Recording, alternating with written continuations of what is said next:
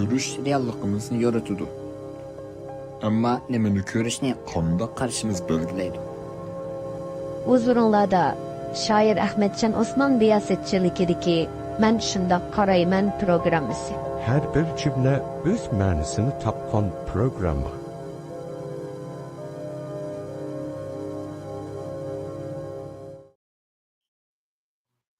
Assalomu alaykum. Gulchehra Xo'ja xonim, yaxshi bo'ldingizmi? Alaykum assalom, alhamdulillah. Qanday ahvolingiz Ahmedjon apandi? Qurbon Yaxshi. hitingiz muborak bo'lsin. Bizinglardan bo'lsin. Hurmatli ko'rarman, assalomu alaykum. O'zingizmi yaxshi bo'ldingizmi? Bugun men shundaq qarayman programmamizda Gulchehra Xo'ja mehmonimiz bo'ladi. Shundaqla Gulchehraninki vatanga va vatandagi jazo lagerlariga qandoq qaraydiganligiga qaraymiz. Gulchehra oldi bilan sizning kitobingizdagi siz bizning maqal tamsillarimizdan birini o'zingizning kitobingizga mavzu qilib qo'ydingiz. U bo'lsa-mu toshmi tushgan yerida Aziz. aziz. Shundoq. Toshmi tushgan yerida aziz degan vaqtimizda albatta bu yerdagi azizlik diqqatimizni tortadi. Ya'ni bu azizlikni biz Uyg'ur tili izoh lug'atiga murojaat qilsak, uning ma'nilari nima? Azizlikning. Va bu azizlik nimadan keladi? Qandoq bo'ladi? Bu haqda ikkimiz bir o'rtoqlikqa kelsak, anandan keyin toshmi tushgan yerda aziz bo'lganligini o'rtoq tuya olaymiz deb o'ylayman. Shunga oldi bilan mushu savolimga javob. Assalomu alaykum, hurmatli ko'rurman do'stlar. Qurbon hayitdak shundoq bir ahamiyatlik, xosiyatli bir kunda bu go'zal suhbatga qatnashganimdan intayin xushalman. Bizning shoirimiz shundoqla mundaqcha aytganda ma'naviy yetakchilarimizdan biri bo'lgan Ahmedjon Osman apandi bilan birga bu suhbat qatnashmak uchun bakmo ilhom og'dak naytimi xushallanarlik, faxrlanarlik bir ish. Oldi bilan barliq qarindoshlarning qurbon hayitini muboraklayman. Undan boshqa so'zimni boshlashdan burun menga ijozat bersangiz Ahmedjon apandi, mushu men shundoq qarayman degan bu sayfini ochqininglarga bir tabrik so'zimni qilib bor. Bugünküdek Uyg'urlar ya'ni o'zini ovozsiz qilayotgandek bu medialardan bağancha Uyg'ur degan bir so'z, irqiy qirg'inchilik degan bir atalg'u ozayotgan shundoq bir kunda va Uyg'ur tilimiz har xil hujumlarga uchrab madaniyat qirg'inchiligining bir qismi sifatida yo'qotilish girdobida turayotgan shundoq vaqtda sap Uyg'ur tilimizdagi cho'nqur temalarda suhbat olib boradigan, fikr erkinligiga yo'l qo'yadigan shundoq bir platforma deb qo'ymizga hozir endi ijtimoiy taratquv supasining bo'lishi bakmu muhim va sizdek bir ya'ni ma'naviy jihatdan avlodlarimizga mas'uliyatchanlik bilan ya'ni qarab o'zining hayotini mushu yo'lda beg'ishlab kelayotgan sizdek bir inson tarafidan ya'ni yetaklanayotgan bu media xalqimizga bakmi manfaatlik bo'libmi yoshlarimizga buningdan keyingi bu Uyg'ur davosini tutib mangadigan yoshlarimizga bekmi qimmatli bir fursat deb o'ylayman. Şoňa sizgimi rahmat aytaman va ekran orqadagi barliq sabdaşlarga, sabdaş deyişim sizlarmi bir media, ya'ni axborot sohasida xizmat qilguvchilar bo'lg'ach shunda dedim, inlarimga, singillarimga mayli kim bo'lsin, ismsiz, ismlik sizga yordam qilayotgan hammanglarga cho'nqur salom va rahmat aytaman. Endi bugun bu suhbatda kitobimga fursat berganingizga rahmat. Mana hozir oldimga tizib olgandim. Men eng oxirgi nusxasi bo'liqi nips tashliq chiqdi yaqinda. Dastlab chiqqani bu inglizchasi yana o'xshash tarjima qilindi. Yani a stone is most precious where it belongs. Yani siz degandek toshmi tushgan yerida aziz. Uyg'ur xalqimiz ajoyib bir aqlli xalqki, ma'naviyatining qanchalik cho'nqurligi, tilining qanchalik go'zalligini shu maqol tamsillar orqali his qilg'ili bo'ldi. Ming yillik turmushdan olgan his tuyg'ularni kichikgina bir jumla so'z yatta ikki so'zlikdan tarkib topgan bir kichikgina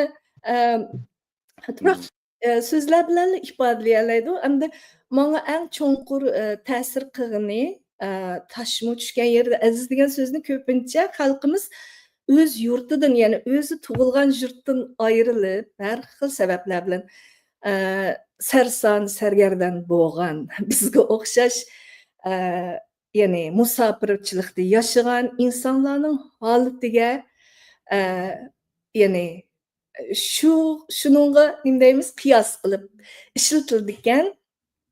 Şoňa men bu sözni mening va menga o'xshash va sizga o'xshash yurtidan har xil sabablar, har xil nimalar, maqsadlar bilan ayrilib qolgan va yoki yurtga qaytarmagan shundaq musofir Uyg'urlarimizning o'rtaq bir tuyg'usini ifoda qilish sifatida, chunki bu kitob manla emas, Uyg'urning bir parchasining hikoyasi.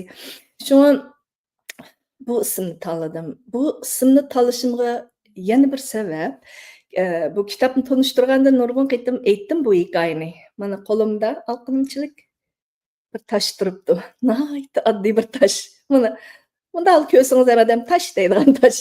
Boshqa hech qanday alaylik yo paqirmaydi yo bir zumrad toshlar emas. Ammo bu vatanimning toshi. Yurtimning, men tug'ilgan mahalining toshi. Ya'ni vatanimning bir parchasi, uyimning bir parchasi. Shuning uchun bu tosh men uchun eng qimmatli narsa. O'sha ekranda purg'ili bo'lgan bo'lsa, Ahmadjon apandim sizga puritib qo'yatdim. Siz Urumchida tug'ilib o'sgan. Albatta u ashundaq bir puraqki, mana hozirmi bor.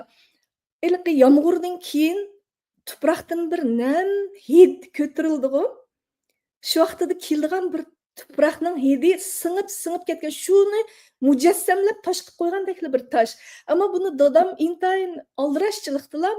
Qo'radan eliblam, shu xalta soldigan vaqtida ichiga sap qo'ygan ekan. Bu ne demakchi? Shu azaldan bizga ma'naviy, nayta qisqa, ixcham bir shakllarda tarbiya olib bordigan, ham padishapni buzmay tarbiya qildigan dadam shu xalta solgandimi, shuni tushunib yetsin deb shuni sap qo'ygan ekan. Men uni haqiqatan dadam bilan ikkimizning orasidagi dialog unsiz, hatto ko'zimizga qarabla nima demoqchi bo'lganimizni bilalaydigan shunday munosabat. Sizning qizingiz bor, Ahmadjon apadim, cho'qim qizlaringizdan biri bilan shunday alayda munosabatingiz bor deb o'ylayman. Shu dadamning nima demoqchi bo'lganini tushunaldim shu toshni ko'rib. Haqiqatan toshmi tushgan yerda aziz demoqchi ekan. Endi gapga kelaylik. Tosh Uyg'urlarning hayotida ajoyib cho'nqur munosabatlarda, har taraflimlik munosabatlarda ifodalanadi ekan. Buni men bir chaqlarda bir necha yil burun shu doktorimiz Mamtin A'loning tosh haqida yozgan bir maqolasidan ko'rgandim blogida. Bak, yaxshi ko'rgandim shu maqolani. U deydiki, tosh hatto Uyg'urlarning turmushiga shunchalik singib ketganki, qabri teshig'imi, qabri tashlab tosh qo'yamiz. Tosh tushgan yerdan uyini qurdigan, shunaqa odatlar bo'ldi ekan. Ishqib tosh keldigan maqol tamsillar ajoyib ko'pkan. Andin beshi bosh oyog'i tosh bo'lsin degandek bunday kalimalarni jiq ishlatadi ekanmiz. Shu toshdek odam ekan deydi ekanmiz. Andin buni tarixga bog'lasam, dadam hayot bo'yi Uyg'urlarni tadqiq qilgan bo'lg'achqa mangu tashlar haqidagi mushu tadqiqotimi dadamninki arxeologiyalik tadqiqotlarda, kitoblarda ko'plagan mangu tashi bo'lsin va ya boshqa mangu tashlar haqidagi tadqiqotlarda tosh pek çok uchraydi. Dadamning asarlarini o'qisam shu mangu tashlar orqali toshning tarixdan uzun hatta necha ming yil burun tarixlardan buyon hayotimizda Uyg'urlarning borlig'ini his qilsiz. Tosh intayin bir qattiq jism, ammo dunyo shu toshlardan tuzilgan-ku endi tog'mi shu. Şuna bu hem dadamga bağlandı bu taş, hem tariximizga bağlandı. Yani en avval şu til bulmagan vaqtlarımızda hikayelerni taşlarga sızıp koyduk ekanmizdiku her xil suratlar bilan hatta şu taş qurallar davrida taş qural deyapman mana. Eng boshqa quralni toshdan yasatdik. Şu rasmlarni shuni sızıp qo'yatdi. Demakchi bu tilimizni mi ifodalik qildik ya, bog'lanishi bor. Shu toshqi zo'qim keldi ham toshga bog'lanib qoldim men o'zimmi. Shunga toshlarni tadqiq qilishni yaxshi ko'raman, toshlarga bir nima sızishni yaxshi ko'raman. Shunga bu ismni tanlashim bu kitobga pek muvofiq bo'ldi deb o'zim mana qarayman. Men shunday qarayman programmasi bo'lgandan davri. Bu ismni qo'yganimdan shunday xush bo'ldi. Hem bir tarafdan tilimizning boylig'ini ifodalash. Andin bu Manga nisbeten bu taş tushgan yerida aziz deydiganimiz bu azizlik nerede deb savol so'radingiz shunday qilib. Maqol tamsildagi taş amaliyotda shu siz nega tug'ilgan bo'lsangiz, nerede yashagan bo'lsangiz, shu yerda eng azizlansiz degan gap bo'ladi shunday qilib. Endi biz tushgan joyimizdan itilib boshqa yerga tushgan bir taşlar. Şundak Ahmetçi Efendi. Bu taşlar meyli nerede bulsun? Özünün azizligini yoritishga tirishish kerak deb o'ylayman. Biz faqatli Uyg'ur elidala azizlanmay, sirtlardimi shu taşlarning ichida o'z alayidligimizni saqlasak, ya'ni men Uyg'ur taş. Bu yerdagi boshqa taşlar meni chet-ellik taş deb ko'rmay, o'ziga singdira olsa, men shularning rangida, shularning puruqida, shularning nimasida deyman, endi siyoqida ham moslashib, ulardan ortiq bo'lib olmay, ham shularga tang shu makondan bahramon bo'lishga o'zimni tayyor qila olsam, bu tosh mayli nega tushsin, mushu dunyoda bo'ladi ekan, hamma yerda azizlandi deb qarayman. Shunga men hozir Uyg'ur Amerikan, shunaqku. Men hem Uyg'ur bo'lish sifatim bilan, hem Amerikalik bir fuqaro bo'lish sifatim bilan fuqarolik haqqimni ado qilishim kerak. Uyg'ur bo'lish sifatim bilan Uyg'urlik haqqimni ado qilishim kerak. Shuning uchun men Amerikada azizlandim deb qarayman. Chunki men o'zimning qimmatimni yo'qotmay turib, Uyg'ur tilimni, Uyg'ur madaniyatimni, Uyg'ur kimligimni, Uyg'ur his tuyg'umni yo'qotmay turib, yanada mush tuproqda boshqalarning his tuyg'ularini hurmat qilib yashadim va bularning bahr etgan erkinligidan. Masalan, o'z yutumda yana bu tosh azizlanmay, dasilib, va yoki oftoblar qafilinib, va yoki tashlanib, bu yoqlarga itilib, vayronlik uchirgansak, bu yerda tinchlikka erishdim, erkinlikka erishgandan keyin men bu taşның hikayesini anlatışqa başladım başqa taşlarga. Manga yaqin turgan bu jismlarimiz bir-biri bilan energiyasi bor deb o'ylayman. Men bir taş bo'lishim bilan başqa taşlarga, başqa insonlarga men sizlarga o'xshash taşdim. Men sizlar erishayotgan erkinlikka meningmi erishkim batdi, meningmi shundoq o'zim so'ygan tuproqim batdi deb taşның hikayesini ayt oddiy bir insonlik hikayesini anlatish bilan bu azizlikni topdim deb o'ylayman. Bu aldı bilen taşni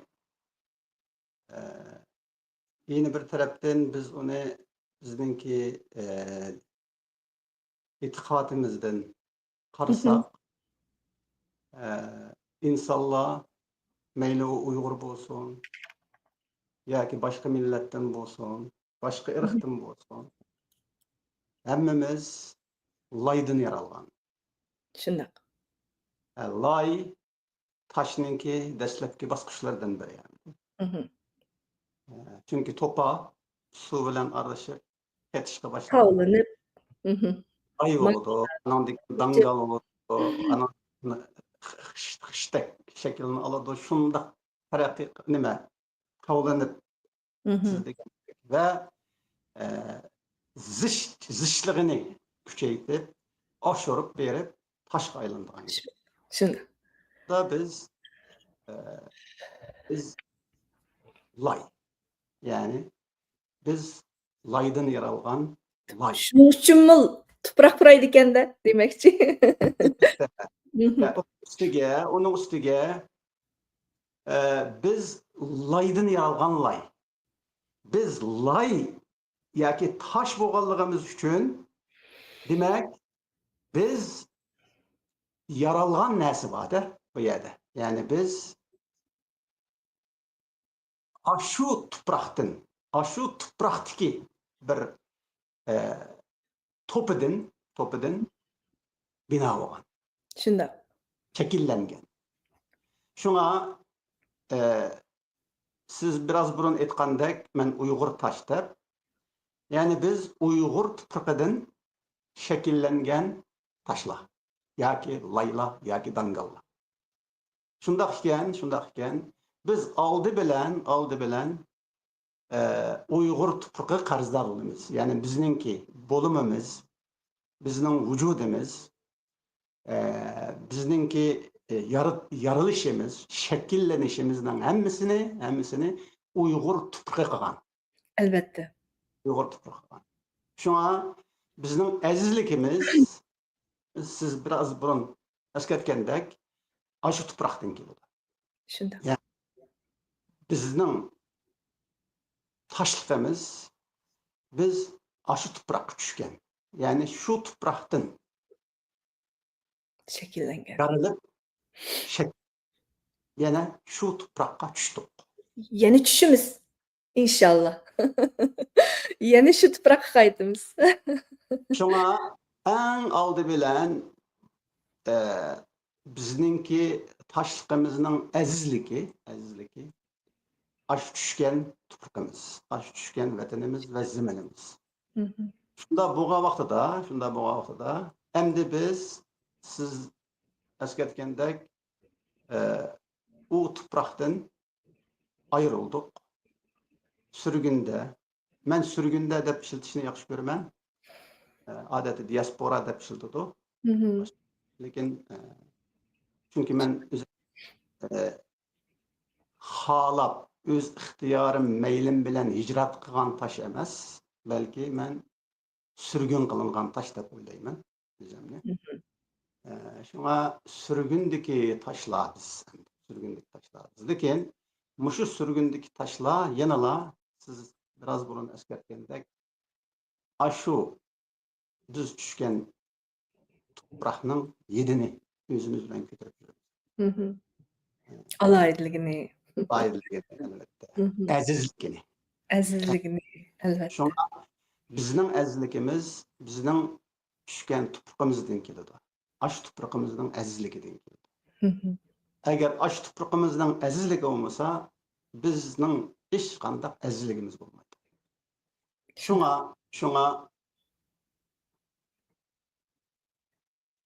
hozir u tuprog'imiz yotlarning tapallar ostida. Mhm. Shunga biz o'zimizni yotlarning tapallari ostidagi toshlar his qilamiz. Bu yerda bo'lmasaqmi? Lekin bu yotlarning tapallari biz nerede yaşasak şu yerga yetib keladi. Hozir yeni bir savol kelib chiqdi bu kitobning bu mavzusidan. U bo'lsa-mu mushu azizlik yana siz kitobingizda yozganga o'xshash va kitobingizda ishora qilgan va oq ko'rinish qilgan masalalarga o'xshash bu zamin yoki bu tuproq biz to'ralgan va biz tushgan bu tuproq bir çoğun ceza lageriga aylandı. Emniyette bu ceza lageri sizningçe 2016 yıllardan başlap barlık kelgen ceza lagerimi yoki bu uningdan burun barlık kelgen ceza lagerimi ve şundaqla bu ceza lagerinin barlık kelişini qaysi tarihi şaraitga, vaqaga, hadisiga ve qaysi zamanga aparish mumkin? Meningçe jaza lageri Uyg'urlarga nisbatan, Uyg'urlarning erkinlik ruhiga nisbatan, Uyg'ur zimini bo'lgan o'z vaqtida Sharq Turkiston deb atalgan shu zimin qachonki Xitoy tarafidan besib ilingan kundan tortib Uyg'urlarning ruhiyati bo'lsin, mavjudiyati bo'lsin, o'z makoni bo'lsin, boyligi bo'lsin, hamma nimasi jazo lagerlariga aylangan kun deb qarayman. Endi buning darajasi bor. Ilqa bu bostirish mezgili, yo'qotish mezgili degandek jazo lagerlari bo'lsa, eng oxirgi ilqa mala dedi final solution. Oxirgi qaror, bosqich demdik. Butunlay yer yuzidan, bu olamdan yo'qotib etish bosqichi. Endi oldingi tarixiy davrlarni deyman, endi qisqacha deb o'tsammi, 49-yilda Sharq Turkistonni qurg'uchilar yo'qotilgan bo'lsa, shuni yetaklab mang'uchilar asosli yo'qotilgan bo'lsa, 60-yillarda ziyolilarimiz, yetakchilarimiz yanada shu erkinlik ruhini o'zining bu Sharq Turkiston ziminini qaytadan hurlikka erishtirish ideyasida bo'lgan insonning hammasi bir yo'qotilgan. Shundaqmi? O'z vaqtida buvlarim, dadlarim 10 yillab xonlarda ishlaganki, hammasi Uyg'urlarning eng ilg'or ziyolilari. Hatta opammi 19-18 yoshli bir qiz amdela tibbiy maktabni bitgan odam Turpanning yezlarida 8 yil xizmat qilganki. Shular qaraganda shularga o'xshash jazo lagerlari. Shunaqmi? Endi undan keyin har bir voqeada 10 minglab, 20 minglab yoshlarimiz, ilg'orlarimiz, isyonkorlarimiz turmalarga, lagerlarga qamalib keldi. Yoshlarimiz mu hatta oylik bo'lsa-mu, harbiy ugunish, yana bir nima chiniqish degandek har xil nomlarda lagerlarga bir qitim akirilib, ideologiya jihatdan o'zgartirilib yoki yuyilib mangdi. Biz hatto harbiy mashqlarga qatnashgan oliy maktablarga yangi kirgan vaqtimizda intizom tarbiya shu Xitoy askari yomisi bizni boshqaruvchi nima desa shunga itoat qilmoq, bularning hammasi lageri tuzum. Undan keyinki biz davatgan hozir matbuotda 2016 yil, 2017 yildan boshlab rasmiy Xitoyning irqiy qirg'inchiligi boshlandi degan so'zni ko'proq ishlatadi amaliyot unda emas. Shu Uyg'ur elini markaz qilib xabar ishlab kelgan va shu Sharq Turkistondagi Uyg'urlar vaziyati, Uyg'urlarning kishilik huquqi, erkinligini ya'ni Xitoy hukumatining qanchalik bostirayotganligini asos tema qilib xabar ishlagan bir muxbir bo'lish sifatim biz shuni dalolayman. Irqiy qirg'inchilik qachonki Xitoyninki hozirgi ya'ni yo'lboshchisi, raisi Xi Jinping, Jallod Xi Jinping taxtga chiqqan kundan boshlandi.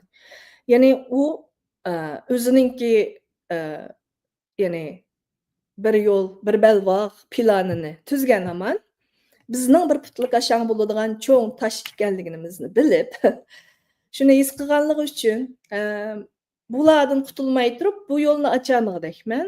Ya'ni Yevropaga kengayib, hatto dunyoni egallashga uning tushi. Mushuli to'saq bo'ladi ekan, bu tushum amalga oshmaydi ekan degan bir narsa kelgani uchun qanday qilib yo'qotish planlarini izchil sistemlik tuzib tayyorlikni boshlagan. Buni tayyorlik bosqichlarida sezmadik emas, sezdik, ammo ilqi nima deymiz, o'g'ri gumonxo'r degan bir gap bor. O'zimiz o'g'ri bo'lmag'achqa, biz yaxshi niyatlik insonlar bo'lg'achqa, insonning bu qadarmi vahshiy, bu qadarmi ablaqlarcha bir planni tuzaylaydiganligiga ko'zimiz yetmagan, ham qiyosmi qilamidik. Chunki biz yaxshi odamlar. Biz hech kim to'g'riliq bunda eski xiyollarni qilmaydigan insonlar. Shuning uchun xalqning yaxshilikni buzadigan xarakterdagi bu kommunist partiyasining bu razil niyatini qiyoslayolmadik mundaqcha aytganda. Amaliyotda uning shartlari ko'rildi. Masalan, 2014dan keyinlam Xitoy hukumati bu diniy oshqullik masalasini ko'tarib chiqdi. Qashqarninki ko'chalarga lozunkalarda yuzlaringlarni ichib etib, sumbul chachlaringlarni yalpintinglar degan lozunkalar esildi. Allah sana nim deydi? 5 vaqt tamaq bermeydi, 5 vaqt namaz okusan degan lozunkalarni Uyg'urlarning, musulmonlarning hatta shu masjidlarning tomlariga yozdi. Demakchi bizning axloqimizni, milliy dinni, ko'z qarashlarimizni vayron qilishga boshladi. Kuchlik nimada dinniy o'limalarimizni tutdi. Masjidlarga kameralar kirdi va o'zining kommunistik ideologiyasi bo'yicha dinniy tabliqlarni boshladi. Undan keyin bo'lsa, unga qarshi chiqishchilarni tutdi. Eng cho'ng bir signal nim bo'ldi deganda, men ishlagan xabarlarimni asos qilib gap qilyapman. Shu 2015-yilning oxirida, 2016-yilga yaqin Urumchidagi 8 turmini birlashtirish plani Tayvanning bir gazetida pash qilindi. Biz o'xshamagan tillardagi xabar manbalarini izlaymiz Uyg'urlarga munosabatlik.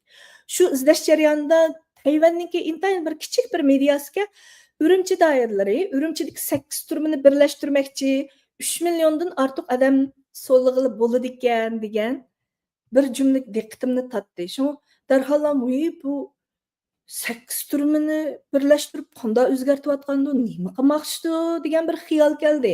Ammo u irqiy qirg'inchilik butun Uyg'urni tiqdi degan unda bir albatta uni qiyosini qila olmaymiz.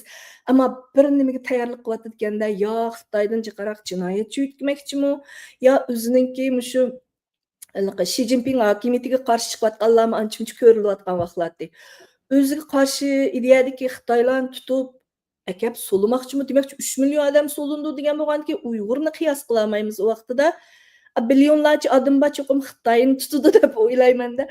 Bunda qiyos qildik. Shu bu xabarni men ishladim. Ishlash jarayonida ammo lekin 1-turma, 6-turma, 4-turmalarni ziyorat qila oldim shu vaqtida. Doktorxonalarning ichida ekanligi ma'lum bo'ldi.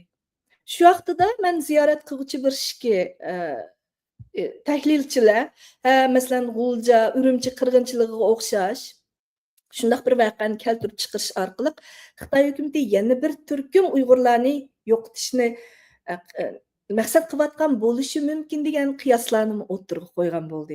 Xo'p, bu voqea o'tib ketib 2016-yilga kelganda dastlabki turkumda Misr hukumati bilan Xitoy hukumati birlashib, Misrda o'qiyotgan 2000 dan ortiq Uyg'ur o'quvchilarni majburiy qaytarishga boshladi. Qaytib borgandan keyin bu qaytib borgan o'quvchilarning aeroportdan yo'qolib ketgani, tutilgani ma'lum bo'ldi. Bizning boshqa muxbirlarimiz bularni dalilladi va o'zimni shu bolalar bilan suhbatlashdim. Bir 5-6 programmani izqo'llab ishladim. Shu Misrdagi bolalarning oqibati va ularning ko'rgan anglaganlari sifatida.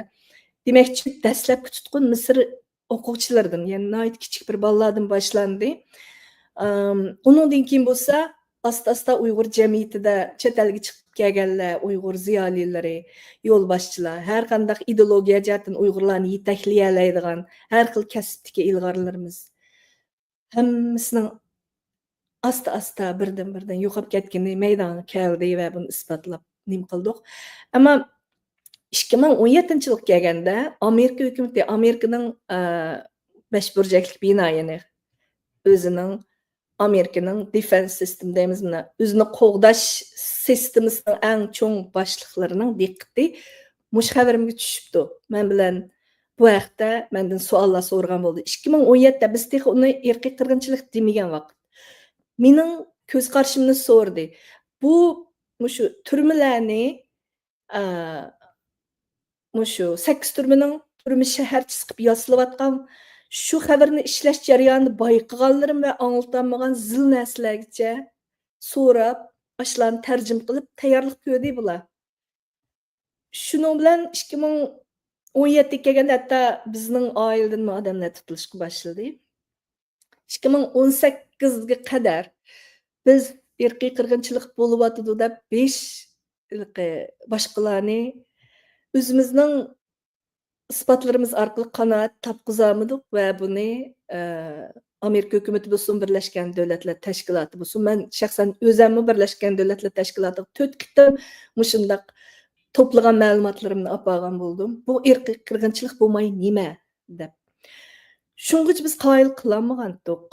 2018 men lagerlar haqida guvohlik berdim Amerika hukumatining, ya'ni davlat majlisida.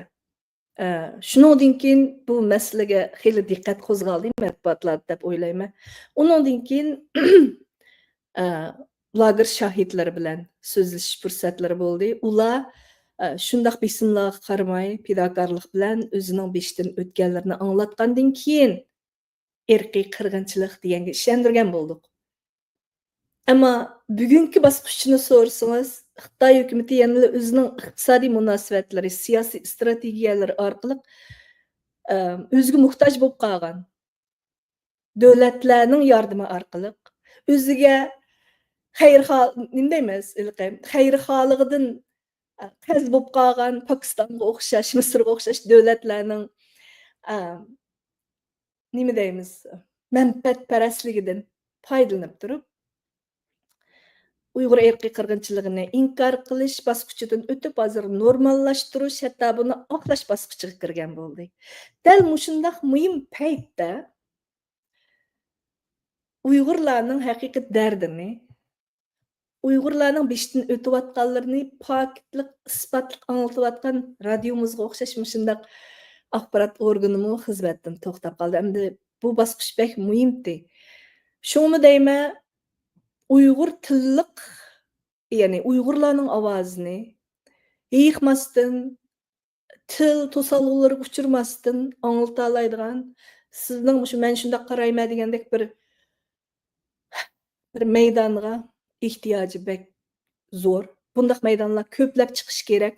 Chunki meningcha bir millatning erkin bir axborot organi yoki ovozini anglatish maydonining bo'lishi, yolg'iz mushundaq sizga o'xshash yoki muxbirlar, bizning Uyg'ur muxbirlarga o'xshash yaxshi bir axborotchilarning borlig'ini ko'rsatmaydi. Bu yerda shu jamiyat, ya'ni shu tilni ishlatadigan shu jamiyatda haqni yoqlovchilarning, haqni so'zlashga jur'at qiluvchilarning ko'pligini ko'rsatadi, shundaqmi? Ya'ni bu millatning adolatparvar, adolatni istaydigan, haq uchun qurbonlik berishga tayyor turadigan mundaq bir millati, ya'ni anglag'uvchilari bor ekanligini ko'rsatib turdi. Shuning uchun mushundaq o'rinlarni qo'llash amaliyotda bu millatning qandaq bir millatligini ko'rsatadigan muhim o'rin deb qarayman. Temiz kechib ketmagan bo'lsa. Yo, nayt yaxshi. Hozir endi shu siz sharhlab, xulosalab, ifodalab, tushuntirib o'tgan shu nuqta yoki shu tema, masalan shu jazo lagerlari meselesi ve onun karakteri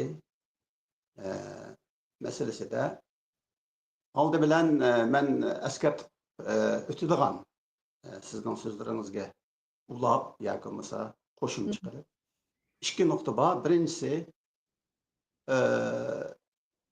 bizningki tadqiqotchimiz Asad Sulaymon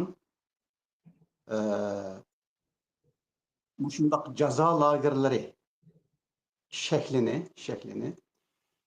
vatanimizda 3 qitim cho'ng shaklda bo'lgan deb muayyanlashtirdi. Ve şundakla her birinin mesela 7'de yılının ahırsı 7 bilen tügeydiğalligini askerdi. Bu bolsunmu mesela 1937'de, 1957'de ve 2017'de. Muşlarının hemmisi oxşaşla ceza lagerleri. Demek, ceza lagerleri 2017'de yüz bergen emas. O yana 1957'de yüz bergen. Yana o 1937'de yüz bergen. Men yine onunla 1884 yılı, ondan keyin 1759 yılı degandek hemme narsalarni kirgizalaymiz. Hemmesi jazo lagerlariga o'xshaydi. Chunki jazo lagerlari bu qandaqdir bir partiyaning yoki bir davlatning o'zining xalqiga va o'zining oz sonliqiga yurgizayotgan bir xil irqiy qirg'inchilik emas. Bu bo'lsa-mu tajovuzchi, ishg'ol qilguvchi bir davlatning mustamlik qilguvchi bir davlat, istilo qilinguvchi, mustamlik qilinguvchi bir davlatdagi munqarz qilinguvchi bir davlatdagi millatning milliy kimligini va milliy vujudini yo'qotish harakati. Shunda bo'lgan vaqtida meningcha biz endi asosiy temamizga kelamiz, ishimiz. Bu bo'lsa-mu irqiy qirg'inchilik degan mushu atalg'u, mushu ism yoki mushu ibora yoki mushu ot. Ya'ni vatanimizda yuz berayotgan hodisaning xarakterini ifodalayamamdu deydigan. Endi siz bir xalqaroliq oliy jurnalist, ya'ni teşviqat yoki axborot xodimi. Biraz burun siz eskartib o'tdingiz masalan bizning axborotimiz to'g'risida. Ya'ni mening nazarimda bizning axborotimiz har vaqt, har yerda milliy axborot bo'lish kerak edi. Milliy teşviqat bo'lish kerak edi. Milliy jurnalizm bo'lish kerak edi.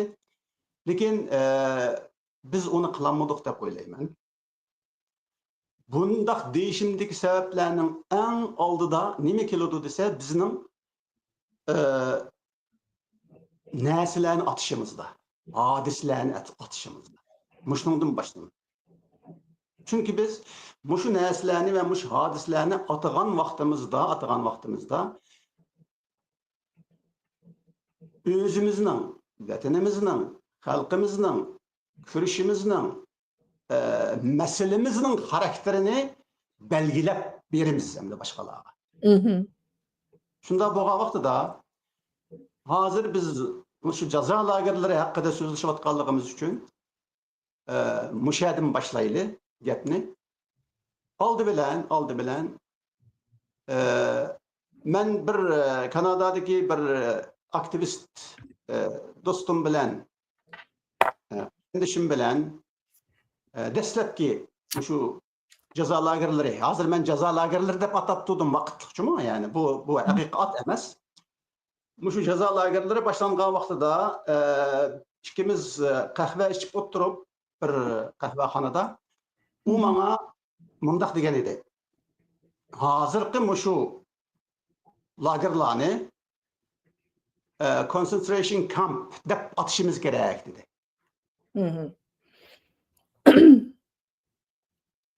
Şunun bilan men onunga qarshi chiqdim endi. Bundaq atsak bo'lmaydi dedim. Nima uchun bo'lmaydi deb men o'zimning ko'z qarashini o'tirib qo'ydim.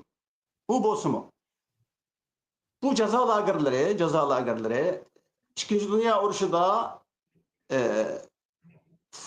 nima deymiz, natsist Germaniyaning Yahudlar ve Yahudlarga o'xshash oz sonliqlarni yig'ib qamagan lagerlar hamdi.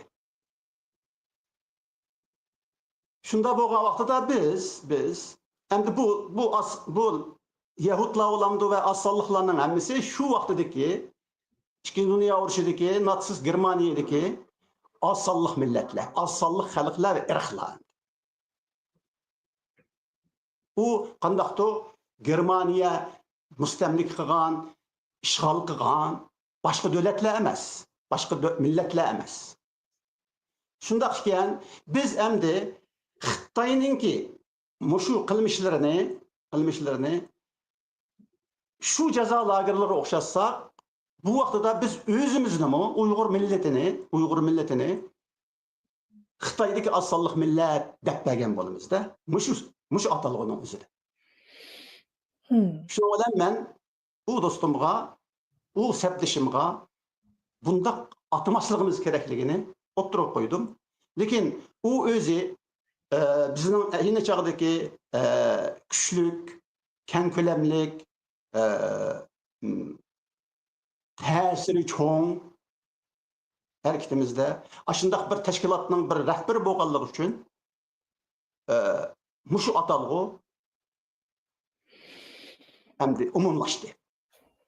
Shundaqla sizlarga o'xshash bir muhim apparat organida ishlayotgan, masalan, Erkin Osiyo radiosidek sizlarmi, bu radiomi buni umumlashtirdi, qo'llandi. Mana shundaq masala bizningki milliy axborotimizningki tilini shakllantiradigan bir organ bo'lganligi uchun, bir taraf bo'lganligi uchun, bir muassasa bo'lganligi uchun bizningki milliy ozodlik harakatimiz va bizning munqariz davlatimiz va mustamlika vatanimiz, milliy ozodlik harakatimiz mushlarning hammasini biz mushu ruhga, mushu haqiqatga, mushu adolatga asosan atamay, uni Xitoyning tashviqoti bakarak ko'lamni egallaydigan va ularningki bizga bo'lgan qarashini ta'kidlaydigan mundaq atalg'ular barliq kelishga boshladi. Endi bu jazo lagerlari deb atalishi menimcha mushu tarafdan haqqoniy bo'lmaydi, ya'ni adil bo'lmaydi, to'g'ri bo'lmaydi. Bundan keyin irqiy qirg'inchilik degan atalg'u.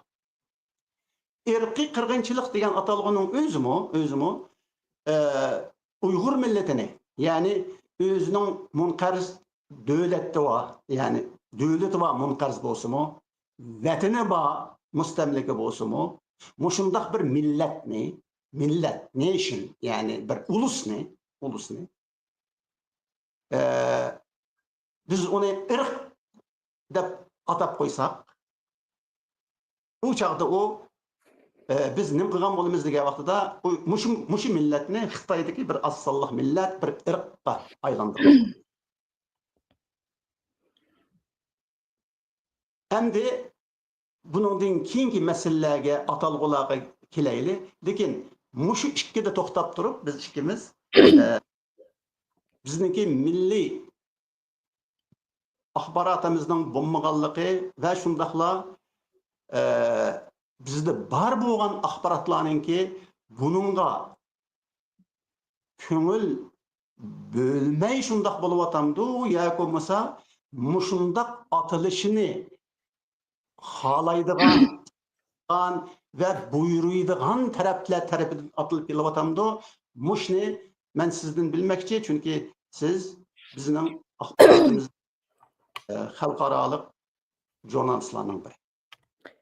Endi men bilish doiram ichida so'zlay. Albatta siz uni bunda atmaslik kerak deyishingiz uchun uning bir atalg'u tepishingiz kerak.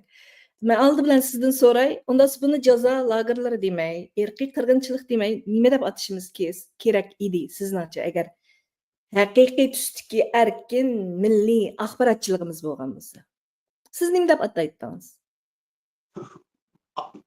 Bunun atılaşı pek asan. Mesela Biz aldırapla onu ceza lagerleri de atamayız. Hı. O 2000 Esed Süleyman esketgendek 1957 yıldaki milli qırgınçılıkның özü şu. Milli qırgınçılık. Biz Ben- lager deyotganda bir türmü şeklini algan, cazalash sistemi bo'lgan, bir odamlarni toplum solgan bir o'rinni deyapmiz, shunaqmi? Bu o'rinni siz nima demoqchi? Jazo lagerlari desak, nima deymiz demoqchi bu? Buni qanday Ya bu mesele bu yerda emas. Mesela 1957 yıldaki milli qırgınçılık. Xitoy yurgizgan milliy qirg'inchilik. Milliy qirg'inchilik degan vaqtida biz hammamiz o'z ishiga kirdi. Bizningki odamlarimiz, bizningki madaniyatimiz, bizningki iqtisodimiz, bizningki masalan ijtimoiy to'qilmimiz bir millatningki hammasini o'z ichiga oladi. Shunda bo'lgan vaqtida endi bular milliy qirg'inchilik yurgizgan vaqtida albatta bizning ziyolilarimizni, inqilobchilarimizni, kurashchilarimizni bir taraf qiladi bular. Bu bir taraf qilishning usullari bir necha xil bo'ladi. Birinchi, uyda qamaydi. Ya'ni uyda qamash. Bilimizga uyda tutib turish masalan. Home arrest. Ya bo'lmasa uni turmaga akirib qamaydi. Ya bo'lmasa uni pag'laydi boshqa yerlarga. Ya bo'lmasa uni o'ldiradi. Mushunda shaklda qiladi. Demak, deyotganimiz o'xshash gap. Men dedim-ku, shunga jazo lagerlari deyotgan bu atalg'u. Faqatla atalg'u hozirqa. Shu qancha munqariz bo'lgan vaqtimizdan tortib boshlangan Uyg'urlarga deganim siz deyotgan gapning o'zi amaliyotda. Ya to'g'ri, lekin men bu yerda deyotganim atalg'uning masalasini deyapman. Jazo lagerlari deb ma'qul. Men qisqartay, bunisi natsist Germaniyaninki jazo lagerlarini shu pet ko'chirib shuni oldik demoqchimi? To'xtang. Biz avval bu nimani anglatgan vaqtimizda albatta diktatorlardan yordam kutmadik. Biz erkin dunyo deyotgan demokratik davlatlardan yordam istash uchun bu so'zlarni, bu xabarlarni ishildik, shundaqmi? Unda bo'lsa bu biz yordam so'ragan bu davlatlar qanday bir prinsipga amal qiladi degan masalaga to'g'ri keldi. Bular asosan Birlashgan Davlatlar Tashkiloti tarafidan chiqarilgan irqiy qirg'inchilikka qarshi turish qonun loyihasi bo'yicha harakat qiladi va bu formulaga soladi. Shuning uchun biz bu formulani ko'chirib ishlatishga majbur. Bu formula nima ishga majbur? Buning irqiy qirg'inchilik mushlar qonun chiqarib qarshi turish degan qonunni chiqarganiga qaysi qonunlarga Xitoyning qilayotgani xilof deganni izlab shunga qoyil qildirish orqali buni irqiy qirg'inchilik qildi deb e'tirof qildirish birinchi qadamimiz. Shunday ikkinchisi bunga harakat qo'llanish. Ammo biz birinchisi to'xtab qoldik. Men sizning birinchi qadamda to'xtatib qo'yishni xohlayman. Ikkinchi qadamga o'tmay turib, nima uchun milliy qirg'inchilik irqiy qirg'inchilik bo'lib qoladi? Chunki milliy qirg'inchilikka qarshi turish qonuniy emas. Hozir deyapman-ku, Birlashgan Davlatlar Tashkiloti nima deyotganingizni tushunyapman, lekin bu yerdagi gap siz bir Uyg'ur bo'lish suhbatim emas, bir muxbir bo'lish suhbatim bilan xizmat qildim. Erkin Osiyo radiosi bir Amerika tarafidan qurilgan axborot, ammo til bizning qurolimiz. Uyg'urlar uchun qurilgan axborot emas. Amerikaninki qimmat qarshi, Amerikaninki demokratiyasi, Amerikaninki lekin sizdan qurilgan. Shuning uchun men Uyg'ur bo'lish suhbatim bilan xizmat qilsam, men u yerdan chiqarilman. Men bir muxbir. Tushundim. Siz shunday xizmat qilishim kerak bo'lgani uchun men o'zimning imkoniyati bo'yicha men abay deb o'tgan Birlashgan Davlatlar Tashkiloti tarafidan hozir degan gapingizni men yana so'roqlab o'tay. Ya'ni Amerika albatta o'zining qonunlari, o'zining qimmat qarashlari bilan qurgan bir axborot organi. Shundaq. Lekin bu axborot organi Radio Free Asia'nın Erkin Asya Radyosu'nun Uygurcu bölümü. Yani Tilini işletilen bölümü. Uygurlarning meselesiga, Uygurlarda yuz berayotgan ahvollarni so'zlaydigan Albatta. Lekin har qanday to'xtab turadi. undaqkan Amerika Uygurlarni ramk qilgan ekan, undaq vaqtida Uygurlarning mushu ramkisini biz Uyghur bu süptimiz bilen ve şularning organida ishlayotgan şekilde Uyghur bo'lishimiz bilan mushu ramkininki haqiqatini ko'rsatib berishimiz kerak emasmi? Albatta shundoq ko'rsatib keldik. Ammo imkonlarimiz bu yerdagi radioning amal qilishga tegishli bir muncha shartlari bularni o'qib qo'yishingizga to'g'ri keldi. Biz endi xalqaroliq saviyada buni anglatish uchun xalqaroda to'xtab turing, Ahmadjon apandi. Bu men shunday qarayman programmasi shuning uchun mening qarshimdan bu Birlashgan Davlatlar Tashkiloti bo'lsin yoki boshqa demokratik davlatlar ergishayotgan qandaq irqiy qirg'inchilikqa qarshi turimiz, qaysi shakldagi yoki nima irqiy qirg'inchilik, nimani to'xtatishimiz kerak degan kategoriyaga tushirish uchun tirishdik. Men o'zimmi Birlashgan Davlatlar Tashkilotining irqiy qirg'inchilikqa qarshi turish qonunida nimalarni bir millat ustidan nimalar yuz berganda yoki qaysi shakldagi jazolashlar yuz berganda irqiy qirg'inchilik shakllantirgan bo'ladi deganni isbotlash uchun men kategoriya Xitoy qanday sistemalik irqiy qirg'inchilik qilgan bo'lsa, men shu sistemalar bo'yicha tushuntirishga boshladim. Eng dastlab biz mana bolalarimiz avval masalan BBC, CNN dek xalqaro taraflarni to'xtatib turib bu taraflar mush nuqtada qiling. Ya'ni irqiy qirg'inchilikmi emasmi degan nuqtada. Sizning qarashingizda. Men shuni sizning qarashingizni so'rayapman. Siz qanday qaraysiz? Uyg'ur bo'lish sifatim bilanmi? Uyg'ur bo'lish sifatim bilan bu milliy. Yo'q, siz endi Gulchehra Xo'ja qanday qaraydi? U irqiy qirg'inchilikmi emasmi? Mushning javob bering. Xalqaro qonunlarga asosan aytganda bu irqiy qirg'inchilik qonunlarni so'ramadim, savolni sizdan so'rayapman. Qirg'inchilik shakli maqsadidan tarafdan qarasak, Xitoy hukumatining, ya'ni CCPning qirg'inchilik qilishdagi shakli va maqsadidan qarasak, bu albatta milliy qirg'inchilik. Siz aytgandek, aslida mush munqariz qilishga boshlagandan buyon davom qilib kelayotgan milliy qirg'inchilik. Ammo buni biz milliy qirg'inchilik desak, dunyoda milliy qirg'inchilikqa qarshi turish qonuni va yoki milliy qirg'inchilikni to'xtatish ahdnomasi degandek bir narsa yo'q. Shuning uchun biz buni to'xtatib qilish uchun harakat qilamiz. Har qanday anglatgan xabarning bir maqsadi bo'lishi kerak. Bizning maqsadimiz bu adolatni talab qilayotgan Uyg'ur xalqining shu o'zining orzusini, dardini anglatish va bu dardiga darmon bo'lgan bir narsani tepish-ku. Buni tepish uchun Aşılar, mındaq bo'libdi deb diqqatini tortadigan tarafga burishimiz kerak.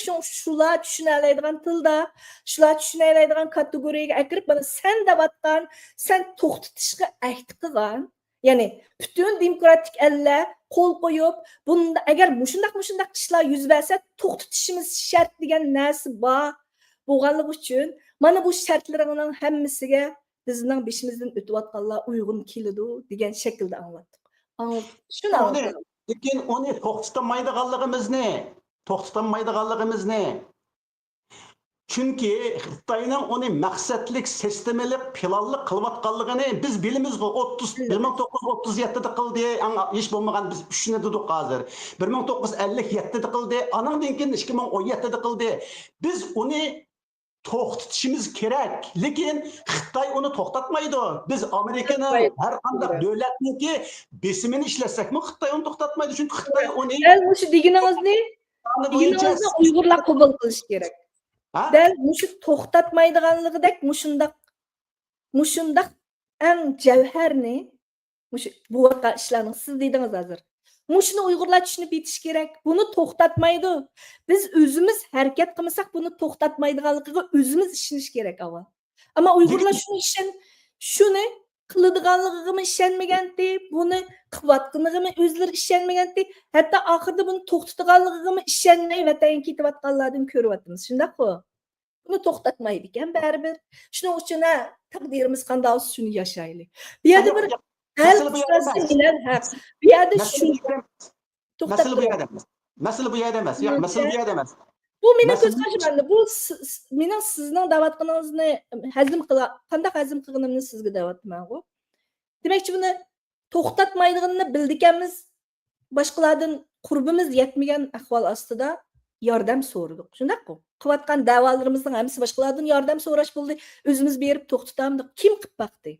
Hech kim to'xtatmadi. Faqat Aslında içinden şu zulümü bivas uçurguçularım çıkıp yardım talep kılganlık için özümüzden Uygurlarning u yerda kuchimiz yetmaydiganiga, yani yetmaydi deb qarag'ini uchun, chunki u yerda son bor, u yerda Xitoyning ishlatayotgan butun ilg'or texnikalari bor. Bir usti ochiq turmaga aylanib bo'lgan bir zimin, xalqni ojizlashtirib, siz degandek yetakchilarni o'ltirib, faqatlam jonsiz qolgan bir vujudlar nega boshqa suyaga agishayotgan bir mundaq bir muhit, mundaq bir yomon oqibatda davomlashayotgan bir vaziyatda umidsiz holda sirtdan umid izlashga urindik. Ya bunu ümit izleş gerek, urunish gerek, qarıştırış gerek, to'xtatish gerek. Bu yüzde şunda qilishimiz gerek. Lekin mening bu yerda so'rayotgan savolim xarakterini o'zgartmagan holda. Yo'q, biz xarakterini o'zgartib deb qaramaymiz. Siz qandaq xarakterini o'zgartdingiz, biz qandaq o'zgartirdik. Masalan, Siz hozir Uyg'ur millatini irqiy deb o'zgartdingizgo, asonliq millat deb o'zgartdingizgo. biz o'zgartmadik. Xalqaroliq biz demokratik davlatlardan izladik bu yordamni. Shu demokratik davlatlar to'niydigan, men to'xtatishim kerak deb qonun loyihasi qo'l qo'ygan sistema ostiga akirib turib buni anglatishga tirishdik. Biz buni o'zimiz qo'yib olmadik.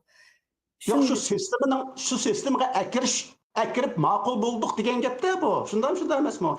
Qirg'inchilikni nimalar shakllantirdi degan kategoriyalarga kirganlik uchun biz isbotlab chiqqan xabarlarimiz buni irqiy qirg'inchilik deb e'tirof qildi. E'tirof qilishning o'zi agishibli buni to'xtatishga harakat qilish kerakdi. Afsuski bugungi adolatli dunyo biz qiyos qilgan adolat bu dunyodan tepilmayapti. Bizga emas. Bu boshqa urush yuz berayotgan Falastin yana bir yerlardami o'xshash irqiy qirg'inchilik bo'lyapti, ammo hech kim uni to'xtatgani yo'q. Biz hozir adolatlik davlat, dunyo, erkin dunyo degan mushu dunyo ezeldan adil emasdi, erkin emasdi bizning nazarimizda. Bizning nasalimizda. Nima uchun? Chunki ular Xitoylarga o'xshashla Uyg'ur millatini asonliq millat deydi. Sharqiy Turkiston degan bu munqariz davlatni, bu mustamlika vatanni, ziminni Junqa Xalq Jamhuriyatining bir partisi deydi. Bular mushu deyishlarda adilmi sizcha? Bular mushu deyishlarda erkinmi sizcha? Bizning erkinligimizni hurmat qilamiz, bizning haqqoniyatimizni, haqqimizni Albatta, erkin emas. Bu yerdagi xalq nomidagi e'tirof qilish bilan hukumat ya'ni pozitsiyasi turib e'tirof qilishlar butunlay farq qilindi Ahmadjon apandi. Masalan, Turkning xalqi bizni o'zining ya'ni ajdodining asli kelib chiqqan o'rni deb tunisa, Turk hukumati aksicha holda Xitoyning bir parchasi deb tunaydi. Masalan, shunga o'xshash siyosiy tarafdan e'tirof qilinish bilan ro'yi bo'yicha e'tirof qilinish yana o'xshamaydigan bir masala. Shunga hukumatlarning hammani qoyil qilish iliqi biz ya'ni mustaqil bir davlat chunki bu Uyg'ur nuqtasidan qarab butunlay mundaq qil deydiganga mening kuchim yetmaydi albatta. Biz faqat bor bo'lgan imkonlarimizdan foydalanib qilgan ishimiz bizdan balkim kutgan umidimiz o'zimizning imkoniyatidan cho'ng bo'lib ketgan bo'lishi mumkin. Biz faqat Uyg'urning inson haqlari, Uyg'urning erkinlik orzularini anlataldik xolos. Irqiy qirg'inchilik bo'lsa, mushu cho'ng ramka ichidagi yuz bergan eng ashadiy, eng cho'ng bir voqeani isbotlab chiqish bo'ldi. Menimcha bu hukumatlarni o'zimizning milliy mavjudiyatimizning qandoq bo'lganda haqiqiy hurmatga, erkinlik prinsiplariga yani moslashgan holda hurmat qilingan bo'ldi degan yerga akilish uchun nurg'un xizmatlarni qilishimiz kerak. Bu yolg'iz muxbirlarning xizmati emas. Bu butun Uyg'urlarning xizmati. Har bir Uyg'ur o'zining kimligini ko'tarib yurish kerak. Men Uyg'ur, men shundoq besib ilingan deyishni bilish kerak. Lekin siz hozir o'zingiz muxbirning qiladigan ishidan sirt ishlarni qilib ketganligingizni deyapsizgo. Masalan, Qildim. Çünkü muxbirlik vaqtida shuning uchun jazolandim, uni chiqitdim. Muxbir bo'lmay faoliyatchi bo'lib ketding dedi. Chunki men Amerikaning axborot sistemasida ishlayotganim uchun Amerikaning axborot erkinlik kategoriyasiga amal qilib, shuning qonuniga rioya qilib, tuzumga rioya qilib ishlashim kerakdi. Men shunday qilolmaganim uchun men Uyg'urning davosini, Uyg'urning dardini anglatganim uchun men jazolandim. Jazolanishimga qaramay men ham Uyg'urligimni ham muxbirligimni qildim. Buni qilish mumkin. Hammamiz qila olamiz. Kategoriyalardan sakrab chiqib, yani men guvohlik berishim muxbir yuzasidan emas, men Uyg'ur bo'lishim bilan guvohlik berdim. Axborotlarni isbotlab chiqishim, xabar o'zimning kasbiy mecburiyetim, mas'uliyetim bilan qildim. Demakchi, ramkaga tizib bilishning hech hojati yo'q. Buni har tarafdan anglata olamiz. Men ma tarafdan anglatganimda nima demakchi siz ramkaga tizib bilishning hojati yo'q degan gap. Masalan, har bir kasbning o'z oldiga, ya'ni ifodalash shakli va o'ziningki nima deymiz, cheklamalari bo'lgandek, ya'ni butun mushu atalg'u ishlatish bu narsalarni hamda mushu Uyg'ur muxbir bo'lish bilan men ijod qila olmayman. Menni chiqara olmayman. Bu bir sistema ichida harakat qiladigan bir radio. Biz muxbirlar o'zimizning xabarni ishlaganlar, uning ustida tahrirlar va muharrirlar va uning ustida radioning cho'ng nimasi bor. O'tganlarda jiq talash tortish ketdi. Nima uchun Sharqi Turkiston demay, mushu Uyg'ur rayoni Uyg'ur eli deb qolsa deganga o'xshash bizni amal qilishga tegishli kategoriyalar bo'lganligi uchun shu so'zlarni, shu atalg'ularni ishlatdik. Ya, masalani bu yoqqa ketmang. Men hozir faqat tushunib bo'lmadim-ku.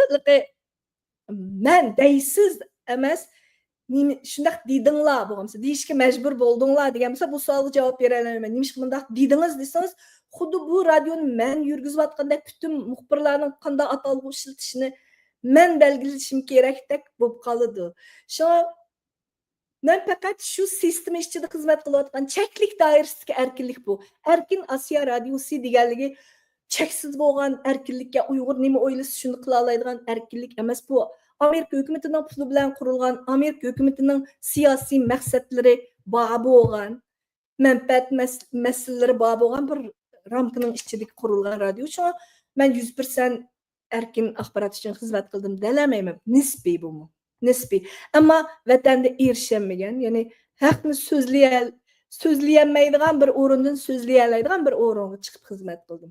Shunga shu sharoitga qarab, ya'ni oltin bo'lsa oltin bo'lmaganda kumushmi bo'lmasimiz? Shunga erishish. Shundaq bir nimada imkoniyatlardan foydalandik deb qarayman. Bor bo'lgan imkoniyatlarni kengaytirishga tirishdik. Uyg'ur tilidami bizning yetilgan tilshunoslarimiz bor radioda. Shu tilshunoslik kasbida doktorlik olgan, hatto nurg'unlagan kitoblarni yozgan, o'qituvchilik qilayotgan ham qilgan universitetlarda. Bular til ishlatishda nihoyatda cho'nqur nima deyim, izdandi. Her bir sözümüzni sap Uyg'urchani aslidagi o'rtaq tilimizga hurmat qilgan asosda saqlab qolishga tirishdi. Vatan ichida Uyg'ur tilini qo'g'dab kelayotgan qo'rg'an shu tilshunoslar, ya'ni til komitetiga, endi mayli qanday bo'lsin, Xitoyning zarbalaridan nisbiy oldi, ya'ni qo'g'dab qolganda Uyg'ur tilini ashila Xitoyning xitoylashtirish sistemalariga qarshi o'zlarining joyilligi bilan, o'zining ya'ni milliy irodalari bilan, Uyg'ur tiliga bo'lgan hurmat bilan. Endi radiomizdagi tahrirlarmi bu jihatdan nihoyatda ching tutdi hammamizni. Chunki muxbirlarimiz ko'p xil tilli, chet ellarga chiqib o'qigan va mayli turk tili bo'lsin, yapon tili bo'lsin, ingliz tili bo'lsin, arab tili bo'lsin, o'zingiz ishlab vaqtingizga radiomizda dastlabki vaqtlarda. har xil, ya'ni ko'p xil tilli xodimlar. Albatta uzun boshqa davlatda yashash va ularning tilini o'zining akademik tili sifatida ishlatish jarayonida boshqa tillarni rohat qo'llanadigan, aralashtirib qo'llanadigan bunda narsalardan xoli bo'lmaydi ekan 100%. Shuning uchun bu narsalarni oldini olish uchun bek tirishdi tahrirlarimizmi, bizni moslashdik. Mesele bu yerda emas, bu til meselesi emas. Bu yerda biz meseleni yüz berayotgan voqealarni atash meselesi. Shu atalg'ini shu tillashdimi, shu biz tahrirlarningki, ya'ni muharrirlarning belgilagan shu sistemasi bo'yicha ishlatdik muxbirlar. Irqiy qirg'inchilik degandimi, shularning tahrirligi, shularning belgilishi bilan ishlatdinglarmi? Albatta. Albatta. O'xshash atalg'ini ishlatdik. Hammamiz birlik bo'lsin dedik. Birlik bo'yicha ishlatdik. Nima deb belgilangan bo'lsa, mana bugungi kundan boshlab irqiy qirg'inchilik deb ataldi. Hammasida irqiy qirg'inchilik deb olamiz degan xabarlarimiz irqiy qirg'inchilik deb ataldi. Lagerlar deganda mana bugundan boshlab jazo lagerlari, turma deganlardan Haşa bu deganlardan majburiy emgak deb o'zgartirilgan bo'lsa, mana bu shakl majburiy emgak deb ilindi. Shundaq sistem bo'yicha albatta hammamiz o'rtaq ishlatdik bu so'zlarni. Xitoy mustamlikçil hakimiyeti vatanimizda bütün Uyg'urlarga va bütün teşviqat organlariga burun emdi. Hozir o teşviqat organlarimiz qolmadi bizningki Uyg'ur tilidagi. Hammasiga Şinjan Uyg'ur Avtonom rayoni deb ishlatsa, deb belgilaydi masalan. Shuning bilan hammamiz vatanda shunday ishiltimiz. Mecbur biz endi vatan ichida ular mecbur. Lekin vatan sirtida siz deyotgan erkin, adil dunyodami? Mecburmi biz bununla? Yo'q, nima uchun mecbur? Unda olsa nima uchun milliy qirg'inchilik degan narsani irqiy qirg'inchilik deb ishlatamiz endi. Shunga mecbur bo'lamiz. Men abay degandek belgilangan atalg'ular bor. Har bir muxbirning o'zining ko'z qarashi bor, ammo afsuski o'z ko'z qarashimizni ifodalaydigan o'rin emas radio. Shaxsiy ko'z qarashimizdan xoli holda ishlaydigan bir o'rin. Xalqaro axborot qonun nima belgilamalaridimi? Biz shaxsiy o'zimizdan diniy qarshi bo'lsin, milliy qarshi bo'lsin, his tuyg'umizni, o'ylaganlarimizni men shunday qarayman dalamaymiz masalan bizning radioda. Siz qanday qaraysiz? Unda siz-chi deymiz. O'xshamagan qarashlarga yo'l qo'yamiz. O'zimizdan qarshini hargiz tanlamaymiz. Bu axborotning eng dastlabki sizgan siziqi. Unda bo'lsa men sizdan so'rayman mesela. Sharqiy Turkiston munqariz davlatmi deb sizdan so'rasam, siz qanday javob berasiz? Munqariz davlat, albatta munqariz davlat. Har qanday bir Uyg'urdan so'rasam, sizdek javob berdiganda. Javob berishni atayin. Chunki hozir men har qanday Uyg'ur shunday javob berdi dalamayman. Uyg'urligini bilgan har qanday Uyg'ur shunday javob beradi-ku. Ya'ni demakchi bo'lganim bu yerda. Albatta. Bunday masalalarda bizda nurg'un masalalar bor. Men shunday qarayman deyolmaymiz. Hergiz men shunday qarayman deyolmaymiz u masalalarda. U masalalarni muxbirlikninki eng oldidagi talabning birisi shunda. Men shunday qarayman kirgizmaysan. Amerika muxbirlariningmi, Uyg'ur muxbirlariningmi? Xalqarodagi international deyilgan xalqaro muxbirlik. Men Uyg'ur muxbirlarini so'rayapman Gulchehra xonim. Uyg'ur muxbirlari. Afsuski bu Uyg'ur radiosi emas. Afsuski Uyg'urlar tarafidan qurilgan radiomiz. Agar Ahmad Chapandi siz radioda nimda ishlaymiz? Uyg'ur yolg'on so'zlaydigan radioda nimda ishlaymiz mesela? Biz yolg'on so'zlaymiz. Nimishqa yolg'on so'zlagan bo'lamiz? Biz xuddi CNNning Uyg'ur bölümü, VOA'ning Uyg'ur bölümü, BBC'ning Uyg'ur bölümü deganda qarashingiz kerak bu radioga. İngilizce xabarning tarjimasi deb qarashingiz kerak bu radioga. Ammo lekin biz Uyg'urlarning vazifasiga Uyg'ur bölümü ramkisi Uyg'ur masalasiga selingan ramka. Uyg'ur masalasiga qaratilgan bir bölüm. Ammo radio nuqtasidan aytsangiz bu yeni aklamakçımısınız. Yeni aklamakçımısınız. Aklamakçı emas. Radio bo'lgan tushunchim bu. Bu radio Uyg'urlar tarafidan qurilgan ve Uyg'urlarga anlatishni maqsad qilgan radio emas. Nima uchun xalqaro xabar agentliklari xabarimizni muhim bilib bizning xabarlarimizdan foydalana oldi? Chunki biz xalqaro o'lchamga moslashib ishildik. Bizningki milliy qirg'inchilikning irqiy qirg'inchilik bo'ladiganligi xalqaro o'lchamga tushayapti-ku. Masalan, muşla Siz soruyalayımız yana bay deganimni takrorlatyapsiz. Biz xalqarалық erkin axborot deganimizda demokratik davlatlardagi xalqarалық demokratik o'lchamiga masalda qurilgan va shuning ideologiya asosida xizmat qilgan axborotlarni davatmiz. Bu axborotlar hammasi men degandek Birlashgan Davlatlar Tashkilotining irqiy qirg'inchilikqa qarshi turish aktinamasi va qonun loyihasiga qarata irqiy qirg'inchilikmi emasmi deganga amal qilib turib xabar ishlaydi. Shuning uchun ular bizga ergashmadi. Ular xalqarалық o'lchamga ergashdi va kishilik huquq organlarimi masalan Adrian Zango o'xshash irqiy qirg'inchilikni tadqiq qiladigan olimlarmi mushu irqiy qirg'inchilik nimalar irqiy qirg'inchilikni shakllantiradigan kategoriya bo'yicha tadqiqot ibodi va tadqiqot natijalarini buning asosan chiqarib sundi. Afsus, bizning milliy o'zimizning tadqiqot organi, milliy axborotimiz bo'lmagani uchun hozir bor bo'lgan imkondan foydalandik dedim. Endi cevabını aldım. Demek bizningki hozirgi kelgacha milliy axborotimiz bo'lmadi. Shundaymi? Milliy axborotimiz yo'q. Yo'q. Yo'q. Milliy sizga o'xshash milliy tildagi ijtimoiy taratquv usullarimiz bor. That's it. Uningdan ortiq milliy axborotimiz bo'lib baxmadi. Bo'lmadi. Bu qachon bo'ladi? O'zimizning milliy manfaat uchun xizmat qiladigan davlatimiz qurilganda. Davlatimiz qurilganda? Va hukumatimiz shu mediani boshqarib ketaligida kuchimiz bo'lganda va bu ideologiyani biz milliy axborot quramamdik. Okey, quring. Bama iqtisodimiz. Sizga xiris qilmayapman. Hozir men nayda jiddiy masalani so'rayapman. Ya'ni siz bir quralaymiz. Bizdek muxbirlar bo'ldi ekan, quralaymiz. Ammo quramidik. Nimalar bilan qurildi bir axborot organi? Odam bilan realligini. Oldi bilan mening nazarimda bir odam bilan qurildi. Ya'ni siz Gulchehra Xo'ja. Gulchehra Xo'ja xalqarалық jurnalist, oliy jurnalist. Mushu xalqarалық oliy jurnalist deganingiz siz Uyg'urlarning milliy axborotininki bir gavdisi. Bulalaysiz. Bu pek zo'rdir vazifa Ahmadjon. Albatta u tushun. Vazifa emas, bu zo'r vazifa. Bu sizningki tushgan yeringizda aziz bo'ladigan toshliqingizni ifodalaydigan bir narsa. Ahmadjon, dadamdan keyin siz eng cho'ng g'oyadan birini menga tondingiz mana. Bu g'oyasi dadamizning mening emas, hammamizning g'oyasi. Sizning g'oyangiz. İnşallah. Har qanday bir Uyg'urning g'oyasi. Albatta bir muxbir bo'lish, bir nurg'un yuklarni yuklaydi albatta.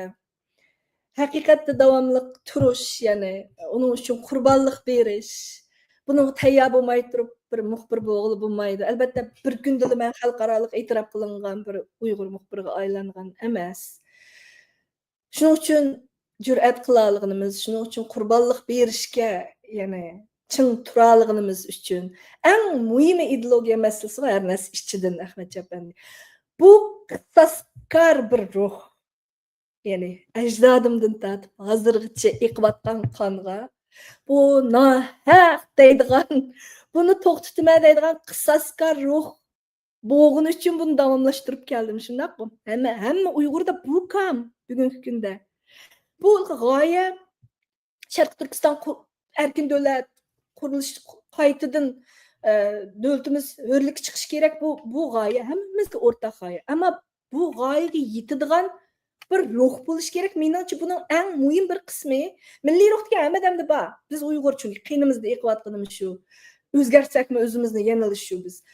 Bu yerda bir qissaskor ruh. Mening demoqchi bo'lganim qissaskor desam zo'ravonlik shakllanib olgan qissaskorlik emas. Bu yerda adolat uchun kurash qilish va o'zini atash, o'zini qurbon qilish. Demakchi, hozir qurbon hayiti turibdik. Mana qurbon hayitining ma'nosidan tushunganda qurbon endi uning ahamiyati faqat qo'y so'yish bilan bo'lmaydi. Shundaq-ku bu yerda qo'y so'yish eng kichik shakldagi qila oladigan ishimiz. Nimangni qurbon qilding masalasi. Shundaq-ku. Shunga bu Özümüzden gipide turup sözleşeyle. Şu bu yer devatqın ne? Milli ruhlu boladı iken. Bu ölmeydi bunu nima ish qilib uni parıltalaysiz. Muşun soravatı ben.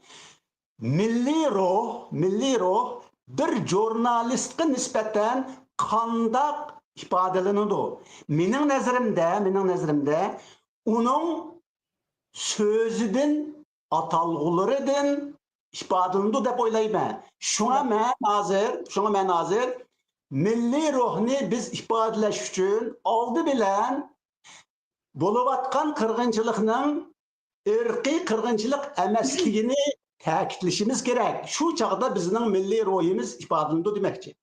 Ha, bu ideologiya. Tushundim. Agar men Erkin Osiyo radiosida ishlamasam, men buni milliy qirg'inchilik deb anglatardim. Unda yo'q. Lekin siz radyodan sırt milliy qirg'inchilik deb ve jaza lagerleri dep atab başka faaliyetlerini qilib ketdingiz, onu hech kim sizga majburlamagandı. Masalan, qaysi faoliyatlarni qilib ketdim? Aldı bilen siz mesela ata-onanızınki lagerdeki meselelerini başladınız. Kimga anlattım?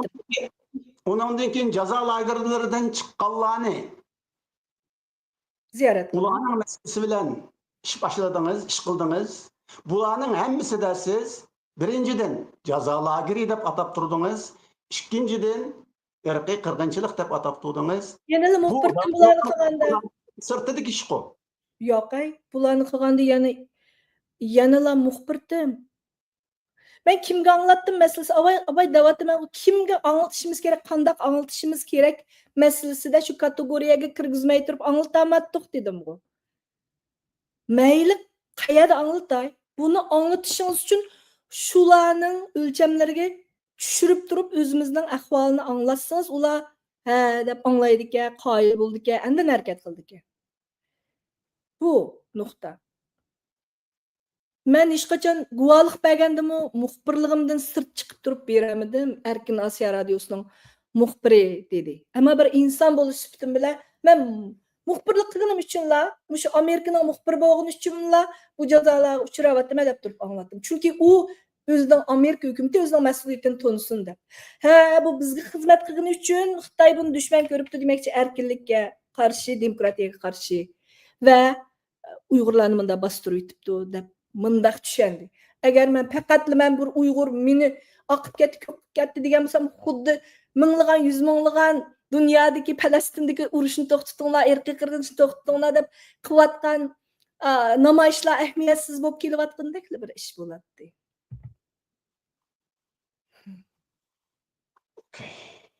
Tushundingiz? Mesela biz dünyanın axbarat vasıtalarından biz davamlıq Uyghur milleti bilen Xitay mustamlakçıl hakimiyeti o'ttirsidagi kurashni bütün dünyanın medyalarından, axbarat organlarından, axbarat vasıtalarından biz irqiy to'qinish deb o'qiymiz. Meningcha mushu irqiy to'qinish deb atilishini asli bizning axborotchilar shu vasıtalar bilan aloqalashib, axborot organlari bilan aloqalashib, hey, menmi sana o'xshash bir muxbir, menmi sana o'xshash bir xalqaroliq oliy jurnalist, lekin sen bu yerda ishlatayotgan milliy to'qinish deganing to'g'ri emas. Bu xato. Sen bir muxbir bo'lish sifating bilan, taraf tutsang bo'lmaydi. Sen tarafsiz bo'lishing kerak. Ma'u milliy to'qinish degan gap bu Xitoyningki. Shuni. Axborotni zo'rlagan atalg'usi. Agar sen buni milliy to'qinish desang, Xitoyning tarafini tutgan bo'lsa, Xitoy mustamlik shogidining tarafini tutgan bo'lsa, muxbirlik salohiyatingdan qolib qolsa, Şuna sen muşu milli tokunuş, irqiy tokunuş diyen gapni işletme. Biz işletmedik ve işletmeslikке oldimizga kelgan muxbirlarga biz shunday qilishga tirishib keldik. Hatto kishilik huquq organlari bilan aloqa qilgandimi, bu hech qachon milliy mundaq bir to'qinish emas, irqiy to'qinish emas, bu bir qirg'inchilik, bu bostirish, hukumatning qonliq bostirishi, bu bir qirg'inchilik deb anglitib keldik. Bizmi hech qanday bir to'qinishni, masalan, eng qisqasi Shougan voqeasini Xitoy hukumati bir etnik to'qinish masalasiga aylantirishga tirishdi. Shu vaqtning o'zida hozirgi shu Uyg'ur kishilik huquq qurilishida ishlayotgan Luisa xonim NED'da ishlayotgan vaqtida men o'zim telefon qildim. NED esimda bor. Luisa darhol YouTube kanalini iching. Xitoylar Uyg'urlarga irqiy qirg'inchilik qilyotidi, qirg'inchilik olib beryotidi deb telefon qildim. Ko'rdi. Vaqadan keyin biz buning xarakterini tex tushunmadik. Shuni texmi chunqurlab tushunishimizga yordam bersanglar, bu yerda bir etnik voqea, ya'ni etnik urush yuz berganda qilib turdi dedi shu vaqtida. Biz uni men ashuni qoyil qilish uchun bo'lsa kecha kunduz ishlab mana bu mundaq sabablar tufaylidan bu bir qirg'inchilik deb shuning bilan qoyil qildirdik. Keyin uni Xitoyning degani bo'yicha nimani irqiy qirg'inchilik deysiz? Milliy qirg'inchilik qildi dedik. Milliy qirg'inchilik shu yerda. Shougan'da Shougan voqeasi. Shougan Shuri o'yinchiq zavodida 2009-yil shu 5-iyul voqeasining piltisini tutashtirgan voqea bu. 2000 dak Uyg'ur ishchiga 10-20 ming Xitoy hujum qilib kechida o'ldirdi bu bolalarni.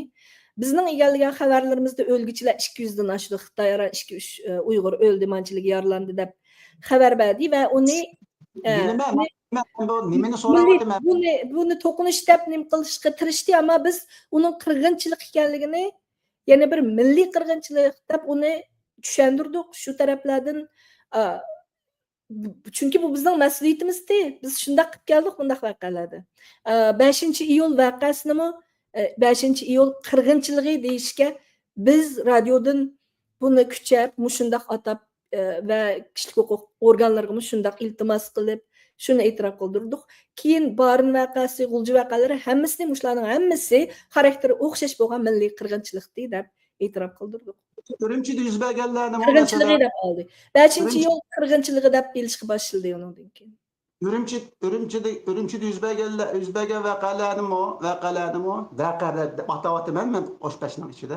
Masalan, radioda uni dastlab voqea dedik, xarakterini isbotlab chiqqandan keyin qirg'inchilik dedik. 5-iyul qirg'inchiligi deb olamiz.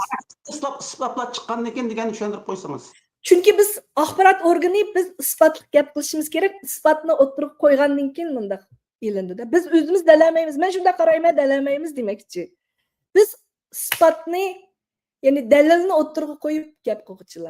Unda olsa irqiy qirg'inchilik deb ataqaninglarmi? Shu dalilni o'tirib qo'yganligimiz uchun. Biz topgan dalillar irqiy qirg'inchilik qilishdigan dalillar bo'lgani uchun. Shu dalillarni isbotlab chiqdik. Ya'ni shu yuz bergan ishlar, yuz berayotgan ishlar, yuz bergan ishlar ayni vaqtida irqiy qirg'inchilikmikan? Qaysi ishlarni deysiz? Hozir yuz beryapti. Unda degan emas. Yana kaynik aytdingiz Ahmad Chapadi. Men kimga anglitayapmiz masalasi deyapman. Bu masalani kimga anglitayapsiz? Shularning kategoriyasidagi xarakterni aniqlab dedingiz. Xarakterni muxbir bo'lish bilan deyapman. Uyg'ur bo'lish bilan bu milliy qirg'inchilik. Muxbir bo'lish bilan aytsam, Erkin Osiyo radiosining muxbir bo'lish bilan xalqarалық o'lchamdagi erkin axborot deyilayotgan demokratiyalik davlatlarning sizib qo'ygan kategoriyasidagi muxbir bo'lish bilan bu irqiy qirg'inchilik. Chunki bunda desam dunyo anglaydi, bunda desam kishilik huquq organlari Birlashgan Davlatlar Tashkilotining qonuni tuzgan qo'limizdagi qurol shu. Irqiy qirg'inchilikka qarshi turish aktinomisi. Shu qurolni ishlatib turib, bu irqiy qirg'inchilikni bostira oladi. Shuning uchun buni tushunishim kerak. Buni tushunadi. Ya'ni bizniki tashkilotlarimiz, ta'siri cho'ng tashkilotlarimiz, Sharqiy Turkiston Milliy ozodlik harakatini Öz taqdirini öz belgeç degan o'xshashli gapda hamda dunyoning qonunlariga tushiraman deb, shundaymi? Unda selishtirsangiz bo'lmaydi. Ikkisi o'xshamaydigan ikki cho'ng atalg'u. O'xshamal siyosiy mavqe. Bu bir siyosiy emas, bu reallik. Ikkisini o'xshash demayapman. Siyosiy maqsad bilan buni selishtirishingiz asla mumkin emas. Asla mumkin emas. Biz ham axborotchi bo'lishimiz bilan hech qanday bir tashkilot organning ideologiyasi va yoki orzusiga, g'oyasiga amal qilishimiz va uning ergishishimiz shart emas va qilmasligimiz kerak aksincha. Qilmasligimiz kerak. Biz xalqaro axborot shu saviyasini, axborotning o'lchimini ashunga rioya qilsak bo'ldi. Biz tashkilotning ideologiyasiga bo'ysunmaymiz va bo'ysundirmaymiz. Biz deganimiz kim? Axborotchilar xalqaro darajadagi, xalqaro o'lchamdagi, masalan, men hozir axborotchi Gulchehra xonim bilan so'zlashyapman. Xalqaro men Uyg'ur axborotchisi emas, Uyg'ur axborot qurulmadi. Men Erkin Osiyo radiosining muxbiri bo'lib ishlab keldim. Nisbiy erkin deyapman bu. Men Uyg'ur axborotchisi emas, men millatim Uyg'ur bo'lgan Erkin Osiyo radiosining muxbiri. Mundaq tushuning. Men Uyg'ur, ammo men Amerika tarafidan qurilgan Erkin Osiyo radiosining Uyg'urcha so'zlaydigan, Uyg'urcha anglatish beradigan radiosining muxbiri. Mundaqcha aytganda, milliy kimligim, milliy mavjudiyatim faqatla shu radioda Uyg'ur tilidan iborat bir qurolni ishlatidiganga asos. Ammo bu yerdagi asos fundamental, ya'ni meni shakllantirgan narsa erkin deb deyilayotgan, nisbiy erkin bo'lgan, demokratik ellarning qurgan axborot ramkasi ichida tarbiyalangan Amerikaning muxbiri. Amerikaning muxbiri. Qanday bo'ldi deysiz Ahmadjon apandi? Biz vatan vaqtida Xitoyning muxbiridik. Chunki vatanda Uyg'urning axboroti yo'q. Umi Uyg'ur tilliq Xitoy Kommunist partiyasi tomonidan boshqarilgan Xinjiang televiziyasining muxbiridim. Demakchi CCPning muxbiriman. O'z vaqtida. Ammo Uyg'ur tilida anglatish berardik. Men Uyg'urlarning riyosatchisi emasdim. Xinjiang televiziyasidan. Mao savolga javob beramsiz. Nim debdi? Ishqinglarni milliy axborot organimizda qanday qurib chiqamiz, shu to'g'riliq paranglashib baqsanglar. Voy deganimdek, bir millatning axborotining bo'lishi, ularning muxbir yoki axborot xodimlarining bo'lishini ko'rsatmaydi. Shu millatning rostini so'zlay oladigan, shunga badal to'lashga tayyor, shu tilida, o'zining milliy tilida adolatni talab qila oladigan kuchga ega va so'zligichlari bor bir jamiyatni kutadi. Boshda bundaq bir jamiyatimiz mukammalmi? Bundaq bir axborotchilarni shu yerga yig'ib sizlar uchun gap qiladigan va buni singdira oladigan bir jamiyatimiz bormi?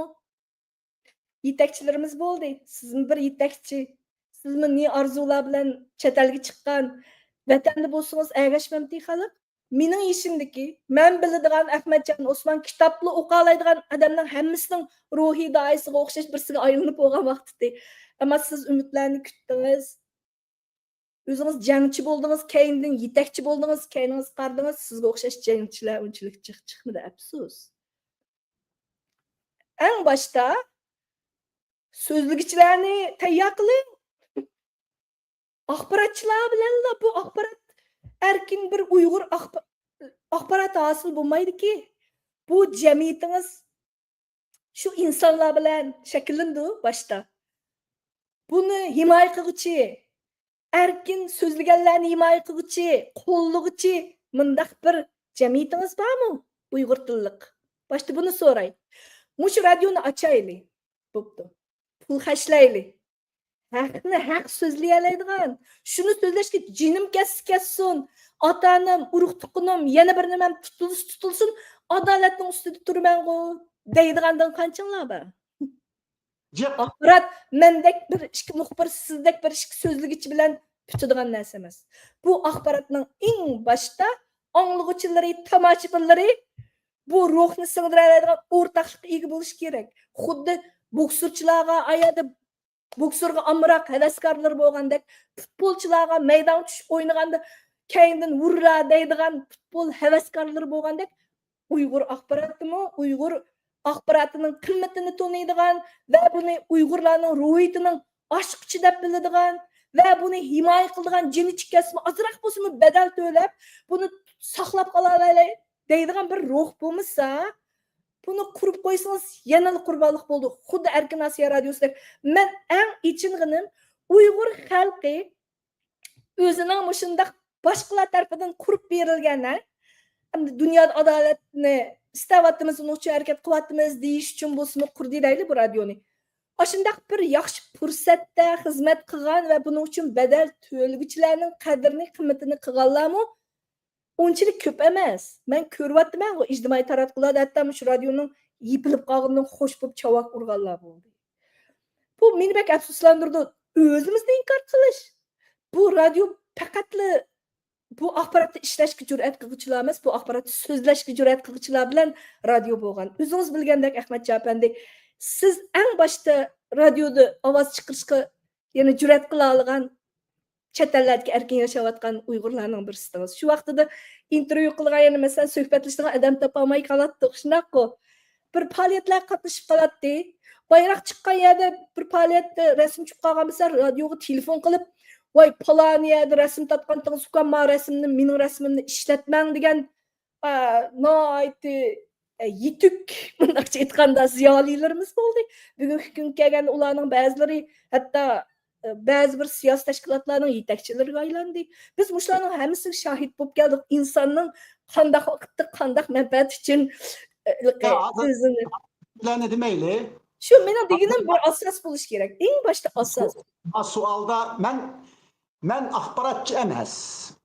Bu mening xizmetim emas, mening kasbim emas, ham men buni bilmayman. So'zligichi. Lekin men sizdek bir axborotchininki xalqaroliq oliy axborotchining oldida agar men biraz burun bizniki ko'rarman so'ragan savoliga javob bergan shakl holda men bir xil mundaq bir lohiyani o'ttirib qo'yib baqsam bo'lamdi oldingizda? Bo'ludi, qarshi olma. Albatta bunday loyihaga hammamiz muhtoj. Hozir albatta bizningki axborotimiz, milliy axborotimiz bo'lish uchun bizningki milliy qurultayimiz bo'lish kerak. Ya'ni Sharqiy Turkiston Milliy Ozodlik harakatining doirasida harakat qilayotgan tashkilotlar o'rtaq bir yerga kelib qurib chiqqan milliy qurultay bo'lsa, mushu milliy qurultayning axborot vaqtida umumiy mavhum erkinlikka ega axborot bo'lib qoldi. Bumu nisbiy erkinlikka ega axborot bo'lib qoldi. Haqiqiy erkin axborot bo'lmaydi. Chunki faqat sizning milliy qurultayingizning manfaatini chiqish qilib turib so'zlash kerak. Chunki mening milliy qurultayim bo'lmaydi yoki bir tashkilotning milliy qurultayi bo'lmaydi. Bu butun tashkilotlarningki kunligi bo'ladi. Bütün teşkilatlarning bu teşkilatlarning ichida shu cho'ng men hammaga vakillik qilman degan teşkilatlarmi bir a'zo shaklda kiradi. Shunga bu bizning qachon bo'ladi? Qanday vaqtida bo'ladi bu narsa? Kim tarafidan qurildi? Ya biz bunu so'zlashmaymiz hozir. Biz tashabbus qilamiz, oldi bilan bizning tashabbus qilayotganimiz bütün teşkilatlar mushundaq bir milliy qurultayni qursa degan tashabbusni qilyapmiz. Lekin hozir biz milliy axborotning masalasiga kelsak, milliy axborotimiz mana mushundaq bir milliy qurultay bo'lgan vaqtida shuning ijroiya komitetiningki bir tarmog'i sifatida axborot bo'limi degandek mundaq bo'lim shaklida o'chaqda tashviqot bo'ldi. Çünkü biz başka axborotga ehtiyojimiz yo'q hozir. Biz faqat axborot sohasi erkinlikka muhtoj. Axborot sohasi hech qanday siyosiy sizdan nimaga bo'ysunmaslik kerak. Har qanday siyosiy nimadan xoli holda bo'lmoqcha bu erkin bo'lmay nisbiy erkin bo'lmoqchi. Siyosiy bo'lmasa bizning milliy da'voyimiz siyosiy da'vo emas. Unda milliy da'vo uchun xizmat qilgan siz axborot nima deganga avval javob berib, andin Nimani axborot da'vatsiz bunga javob deyman. Siz da'vatqingiz tashviqot organi, axborot organi emas. Axborot faqat chinlikni so'zlaydigan yer. Axborot hukumat yoki Bizning Putin davoyimiz chinlik yoki emasmi? Bizning davoyimiz chinlik emasmi? chinlik faqat bizning da'vomiz chinlik butun dunyoning adolati, butun insoniyat. Mening da'vatgan axborot erkinligim bilan sizning da'vatgan milliy axborot erkinligingiz orasidagi bunda palampay. Men da'vatganim axborot sohasi bo'yicha axborot erkinligining gapini qilyapman. Siz faqat Uyg'ur tillik Uyg'urlarga anglitiladigan, Uyg'urlarga vakillik qiladigan bir axborotni da'vatsiz bu Biz hozir o'zimizning munqarz davlatini qo'lga akab bo'lolmay turib, nimda xalqaroliq axborotni o'ylab ketamiz hozir? to'g'ri deysiz. Bumi to'g'ri. Agar shunday bir o'rinni barpo qila olsanglar, albatta Hozir xizmat men shu loyihani deb baqay dedim oldingizda. Masalan, siz hozir o'ltirgan mushu so'ron, men shunda qarayman degan, bumi bir axborot vositasi, shundaqmi? Bu bir axborot vositasi. Anandan keyin bizda masalan ijtimoiy taratquv vositasi. ha? Ijtimoiy taratquv, undaqcha aytganda. Biz nimani tortyapmiz? Yo'q, bu axborot vositasi. Mundaqcha Axborot deyish uchun siz chinlikni asos qilgan axborot xabarlarni ishlashingiz kerak. Voy, bizning hozir ishimizning deyishayotganimiz chinlik emasmi? Deyishayotganimiz chinlik. Ha, unda tuyuq axborot. Endi men shunda tushunchimiz o'xshamaydigan o'xshaydi. Balkim, okey, siz degandek milliy axborot organi faqat milliy qurultiyimiz barpo bo'lganda bo'ladi demoqchi, shundaymi? Ya, haqiqiy shaklini oladi shu chaqda. Lekin hozir mening da'vatqinim, masalan, men shunda qarayman degan bir kichik tayini yo'q axborot vositasi. Anandan keyin Pidaila ekrani degan ekranmi? Bir kichik tayini yo'q axborot vositasi. İjtimoiy taratquv. Uni selishtirish mumkin emas. Uni anglag'uvchilarini, uni kategoriyalashtirib, uni statistikalarga bizning Uyg'urlarning axboroti mushunchalik bo'ladi. Kechiring endi. Biz mushunchalik qila olmaydi ekanmiz. Biz xalqaroliq axborot saviyasiga yetolmaydi ekanmiz, chunki biz shuning uchun axborot demaymiz, deyapman uni. Shuning uchun uni axborot demaymiz, uni axborot bo'lish uchun boshqa axborot organlari sizning tashviqot deylik. Bularni tashviqot deb turamdi, tashviqot. Ijtimoiy taratquv. Ijtimoiy taratquv. Fikr erkinligiga yo'l qo'yilgan ijtimoiy taratquv. Fikr erkinligiga qaysi erkinlik u endi? Qaysi fikr u Men endi? nimani da'vatqamsam shuni so'zlayapman. Sizmi shunda? Men fikr o'tirib Fikr erkinligiga yo'l qo'yish degan qanday gap bo'ldi? Fikr erkinligiga kim yo'l qo'yadi? yo'l qo'yish degani mundaq bir maydon hozirlagan. Men chiqib so'zlaydigan, xalqlar anglasa bo'ladigan. So'zlayapsizg'u, siz nima desangiz deyapsizg'u. Shu ijtimoiy taratquv deyapman-ku. Ijtimoiy taratquv bilan axborot organining farqi bor bu yerdagi so'zlikda. Yo'q, men hozir axborot organi demadim, men shunda qarayman, axborot organi demadim, bir kichik axborot vositasi dedim. Vositasi. Endi Pidaila ekranimi bir kichik vositasi. Shunda. Shundami? Dialog ekranimi bir kichik vositasi. Shunda. Shunda emasmi? Va hokazo, masalan, Uyg'ur choyxonasi bir kichik vositasi. Demak, bizda hozirgi vaziyatimizda mushundoq kichik vositalar barkan. Mushu kichik vositalar, mush turli vositalarda bir xil hamkorlik borliq kelsa. Va mushu hamkorlik bizningki milliy ozodlik harakatimizningki prinsiplarini asos qilgan holda nimani qandoq deydigan, nimani bakarak tashviq qiladigan. Mushundaq bir harakat yuz bersa, mushu harakatning o'zi bizning milliy axborotimizning dastlabki loyihasi bo'la olamdi yoki tashviqotimizning deb so'rayman sizdan. Bu bek cho'nqur bir nima deyman? Siyosiy bir tushunchani siz bilan siyosiy g'oyada o'rtoqlikni talab qiladigan bir savol. Siyosiy deganingiz nima? Endi bir nishon, bir milliy va siyosiy deylik, bir siyosat qo'mishu Muşunu şekillendirishda qo'llangan taktikalarınız siyaset bu. Shunday bo'ldi bu. Siyaset emas o. O'shanda Mesela mening tushunchim xato bo'lib qolgan o'xshaydi. Endi buni qanday ko'z oldimga keldirma. Bir kompyuterni qurish uchun o'xshamaydigan zapchastlardan foydalangandek. Albatta, o'xshamaydigan taratqu, suplardan foydalanish va uni siz degandek bir milliy manfaat uchun xizmat qildirish muhim. Bo'pmi? Uyg'ur tili, Uyg'ur madaniyati, Uyg'ur kimligi mavjudligi butun nimasi yo'qotilayotgan bugungi kunda o'rtaqmi shundoq bir nishon uchun xizmat qiladigan bir organ muhim, ammo buni oltishningki nishoni nima? Kimlar? Kimlar? Uyg'urlar. Çünkü biz Uyg'urlar. Uyg'urcha konuşurken Uyg'urlar. Faqat Uyg'urlar. Fakat Uyg'urlar Demek elbette. o'zingizning xalqini yetaklashni maqsad qilsangiz, albatta bundaq bir milliy siz deyotgandek, sizning deganingiz bo'yicha milliy axborot organi, tashviqot organi barpo bo'lishi zarur, muhim.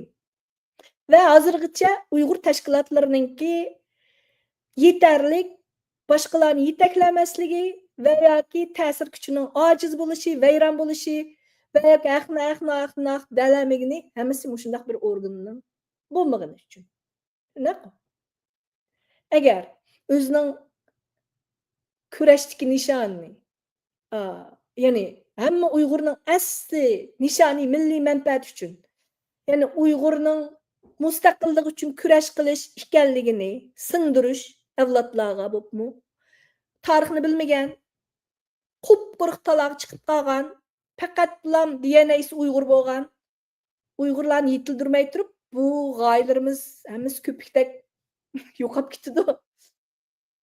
Ümid kelgusidagi avlodlarda bizning bu ideologiyani, bu ruhni qanday qilib boshqalarga yetkazib berishimizda bunday bir o'rin yo'q. Şu hazır biz Ben sizni tabriklaydim. o'rinni barpo qilishni Zo'r. so'zlashyapmiz. Mumkin. Shunday barpo qilib bo'ladimi? Siz bo'lgansiz, men bo'ldikanman. Hech kim hech kimning fikrini tangmaydigan, erkin ko'pirdigan, ma'lum bir mezgilni, ma'lum bir to'qinish jarayonini bishdan o'tkazgandan keyin bunday bir qurildi. Tabiiyli o'zimiz oldimizga gaplar qurolmaymiz. Bu yerdagi nihoyat zo'r fikr bo'lgunchiligi bor. O'xshamaydigan ideologiyalar bor. Bularni eng avval sensor qilish kerak. Eng avval o'tirib qo'yib masala nada? Buni tepib chiqish kerak va buning qolgan masalalarning ushaq masalaligini aslida hammamizning nishonining, manfaatimizning mana milliy manfaatga bog'langanligini his qildirish va buningga kuchni shuni to'plash kerak.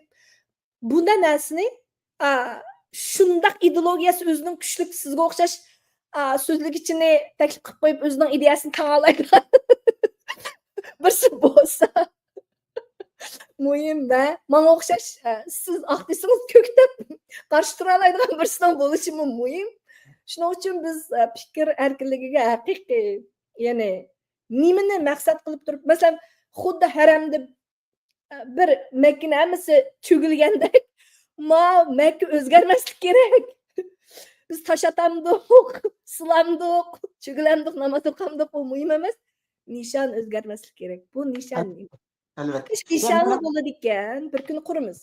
Bir kuni qurishga ishinaman va qurib chiqa oladiganimizga ishinaman. Men yaxshi riyosatchilarni, yaxshi muxbirlarni tarbiyalashga o'zimning bor bilimimni ishlatishga tayyor. Endi maydonni keyingilarga qo'yishimiz kerak deb o'ylayman. Men to'g'ri bir muxbir, bir riyosatchi bo'lib tunildim. Ammo har qanday bir sahnaning ichilgan pardaning yipilgan vaqti bo'lgandek, menimi parda oqishda turib xizmat qiladigan vaqtim keladi. Ya'ni urug' bo'lishimiz kerak. Urug' bo'la olishimiz kerak. Gul bo'lib ichildik, meva berdik. Endi urug' bo'la olishimiz kerak. Bizdan texmi jiq gullar ichilishi kerak. Shunday qarayman. Endi kuchimni bundan keyin boshqalarning, ya'ni o'zining fikrini qanday o'tirib qo'yishi, qayerda qanday o'tirib qo'yishini yetaklaydigan bir xizmatni qila olsam, men uchun sharaf deb qarayman. Aslidagi vatandan ayrilishdagi maqsadim va meni bu yo'llarga solgan kuchmi amaliyotda shu. Bolalarimizni, Uyg'ur bolalarini o'zining tug'ma erkinligidan mahrum qilayotgan, ya'ni erkin fikrini o'tirib qo'yolmayotgan mushundaq bo'yinturuqlarini yechib tashlashga jur'at qilish uchun. Sening eng boshda o'ylaydigan, eng boshda mundaq aytganda faraz qila oladigan bir nimang bo'lishi kerak. U bo'lmay turib so'zlayolmaysa, so'zlayolmay turib qilolmaysa, shu. Eng boshda xiyol qilishni, Bizning bu maqsad bizningki qilayotgan maqsadni qiyos qila olish kerak eng boshda Uyg'urlar. Siz dedingiz, hozir butun Uyg'ur tashkilotlari bo'lsin, butun Uyg'urlar bir nimaning mavqe ustida yig'ildigan mushtaq bir organimiz qurilganda bu axborotimiz bo'ldi dedingiz. Shu maqsad. Hozirgilarning qilayotgan nima deymiz? Bu binoning eng ostidagi qurilmasida deb qarayman hozircha fundamentida quryapmiz. Sualimni so'ray unda bo'lsa sizdan va bizningki milliy axborotimiz yoki tashviqotimizninki qanday bo'ladiganligini mushu savoldan yakunlaylik. Masalan, siz Amerikaning bir tashviqot vositasida ishladingiz. Her qandaq Amerikaning her qandaq bir tashviqot vositasi, her qandaq bir mediasi Amerikaning qimmat qarashining sirtiga chiqib keta olamdi. Yani xalqaroliq o'lchamdagi axborot deb e'tirof qilingan axborotlar hech qaysi chiqib ketolmaydi. Okey. Unda olsa. İctimai taratqular erkinroq. Sizga o'xshash. Men sizniki mushu Erkin Asiya radiosida ishladingiz. Hech bo'lmasa shuningdan chiqish qilib turib javob bersangiz deyman. Erkin Asiya radiosi Amerikaning qimmat qarashining sirtida ish qila olamdi. Qilolmaydi. Unda bo'lsa bizning milliy axborotimizmi? Bizningki milliy qimmat qarashlarimiz va prinsiplarning sirtida ish qilish kerakmi, kerak emasmi? Ish qilinmasligi kerak. Shundaymi? Qilinmasligi kerak. U vaqtida shu nuqul oldiki milliy axborot davatqining ishlatgan ismingiz to'g'ri bo'ldi. O'zining ismiga loyiq milliy axborot markazi bo'ldi. Milliy axborot. Undaq bo'lganda biz hozirdan boshlab biz men biraz burun eskertken muşundaq kichik ekranlarning hammasi o'zininki qarashlarini men shundaq qarayman degan mushu gaplarning hammini tashlab mening millatimning qarashi ma'u, mening milliy qarashim ma'u deyilish kerak deb o'ylayman men. Mushu axborotchilikda to'g'rimi? Milliy axborotchilik to'g'rimi sizcha? To'g'ri. Agar shundaq bir organ tarafidan qurilsa va shundaq ideologiya xizmat uchun qurilgan bo'lsa, albatta xuddi shu organningki axborot bayonotchisi bo'lgandek, Oqsaroyning axborot bayonotchisi bo'lgandek. Milliy qurultoy Gulchehra, biz vatan sirtidagi, chunki vatan ishida qilolmaymiz, vatan sirtidagi barliq tashkilotlarning bir yerga kelib qurgan milliy qurultoyi shu bizningki Sharqiy Turkistonning surgundagi bir parlament bo'ldi, bir davlat bo'ldi. Shunga u xuddi men sizdan hozir so'ragandek Amerikaning davlatining qimmat qarashidan Radio Free Asia chiqib ketmaganda sizning qiyos qilayotgan hozir hech kim men bir muhim gapni deyapman. U bo'lsa-mu tashkilotning organning axboroti emas, u bir davlatning axboroti bo'ladi. Bir millatning Uyg'ur millatining milliy manfaatini chiqish qilgan axborot bo'ladi. U vaqtida u Amerikaninkiga va yoki boshqa davlatninkiga bo'ysunmasligi kerak. Ammo reallik shuki, siz agar boshqa davlatning ichida turib bu organni qursangiz, shu davlatning qonunlari, shu davlatning surgundagi deb bir davlatda yo bir o'rinda qursiz-ku. Shu yerda shuni tizimga oldirganda shu davlatning shartlari, shu narsalarga o tizim oldirish kerak emas. Biz unda qonuniy masalalarni o'ylashmaymiz. Masalan, mening taklifim albatta men uni birimi deyolmayman. Bir mavhum o'rin emas, bir rasmiy ishxona bo'lgan bir axborot organi bo'lishi kerak-da. U organ qanday xizmat qildi, qayerda xizmat qildi, bu nega xusus shu davlatningki bu tefekkür davamlı bizdeki hata tefekkür Gülchehra. Reallik bu.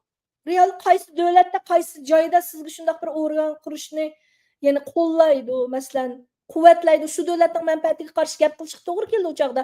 Uyg'ur siyosati, Xitoy siyosatida bu davlatning hukumati sizga manfaatingizga biz deyotgan milliy manfaatimizga ziyonli ish qilganda uni tanqidlash kerak. Uni qilsangiz Qarang, siz qarang. ziyon uchirmamsiz. Shundaq bir organ bo'lishi Kanada- o'rin bo'lishi kerakda. Kanada mı Amerika'dan farklanmaydı o, ha? Kımmet qarashları taraftan. Şundaq o. Kurulmuş taraftan, devlet kurulmuş taraftan. Lekin biz Kanada'da mı Şarkı Türkistan sürgün hükümetininki diplomatiya işxanasını Kanada federal hükümetinin tasdiqi bilan açtık. Demek bizninki onun üstüge Şarkı Türkistan sürgün hükümeti eniq. Biz degan qoralliq hareket qilimiz deb turgan bir taraf bo'lganligimiz bo'lsaqmi, biz buni ruxsatini ola oldik masalan. Demek bu bo'ladigan ish. Yeni bir tarafdan bir devletning hükümeti yoki bir devletning parlamenti qandaq qilib bir devletni ruxsat oladi yoki bir devletni tizimlatadi. Bu mu mantiqsiz gap bo'lib qolmamdi? Shu davlatning sistemasiga bog'liq narsa. Shu davlatning sistemasiga bog'liq narsa. Yo'q, siz tushunmayapsiz. Tushundim sizning deganingizni, ammo siz deyotgan axborot shu o'rin qayerda qurilishi kerak va shu qurilgan davlatning o'ziga qarshi gaplarni qilolmaydi. O axborot sürgünde kuruldu. Hiçbir devlet kurulmaydı. Her kandak bir devlet kurulmaydı, sürgünde kuruldu. Ve şundakla sürgündeki Şarkı Türkistan Milli Kurultayı kuruldu. Mevhum.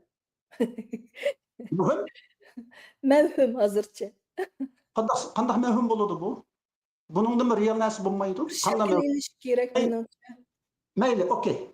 Undaq bo'lsa,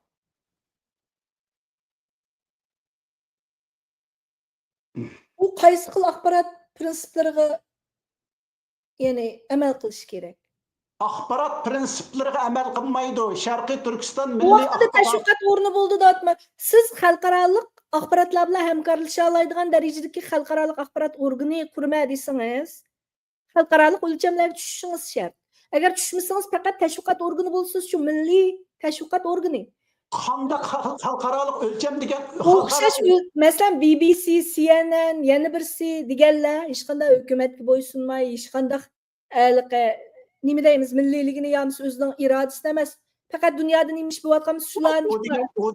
O degan Gulchehra, o degan biz Sharqiy Turkistonning munqarzligini yo'qotib, davlatimizni qaytarib, undan keyingi axborotimizning gapini qilyapsiz. Hozir biz sürgündeki axborotning gapini qilyapmiz. Shu siz davatgan axborotni tashviqot organi deb davatmas. Siz axborot deganni so'z nima deymiz? Ma tashviqot ilib boradigan o'rningizning ismini axborot davatsiz. Shuning uchun bu yerdagi hech kimizning ixtilofi bo'lmaydi keladi. Mening davatgan axborot xalqaro o'lchamdagi axborot. Sizning davatganingiz umumlashtirilgan. Oxirgi savolimni so'ray sizdan Gulchehra xonim. Oxirgi savolimni so'ray.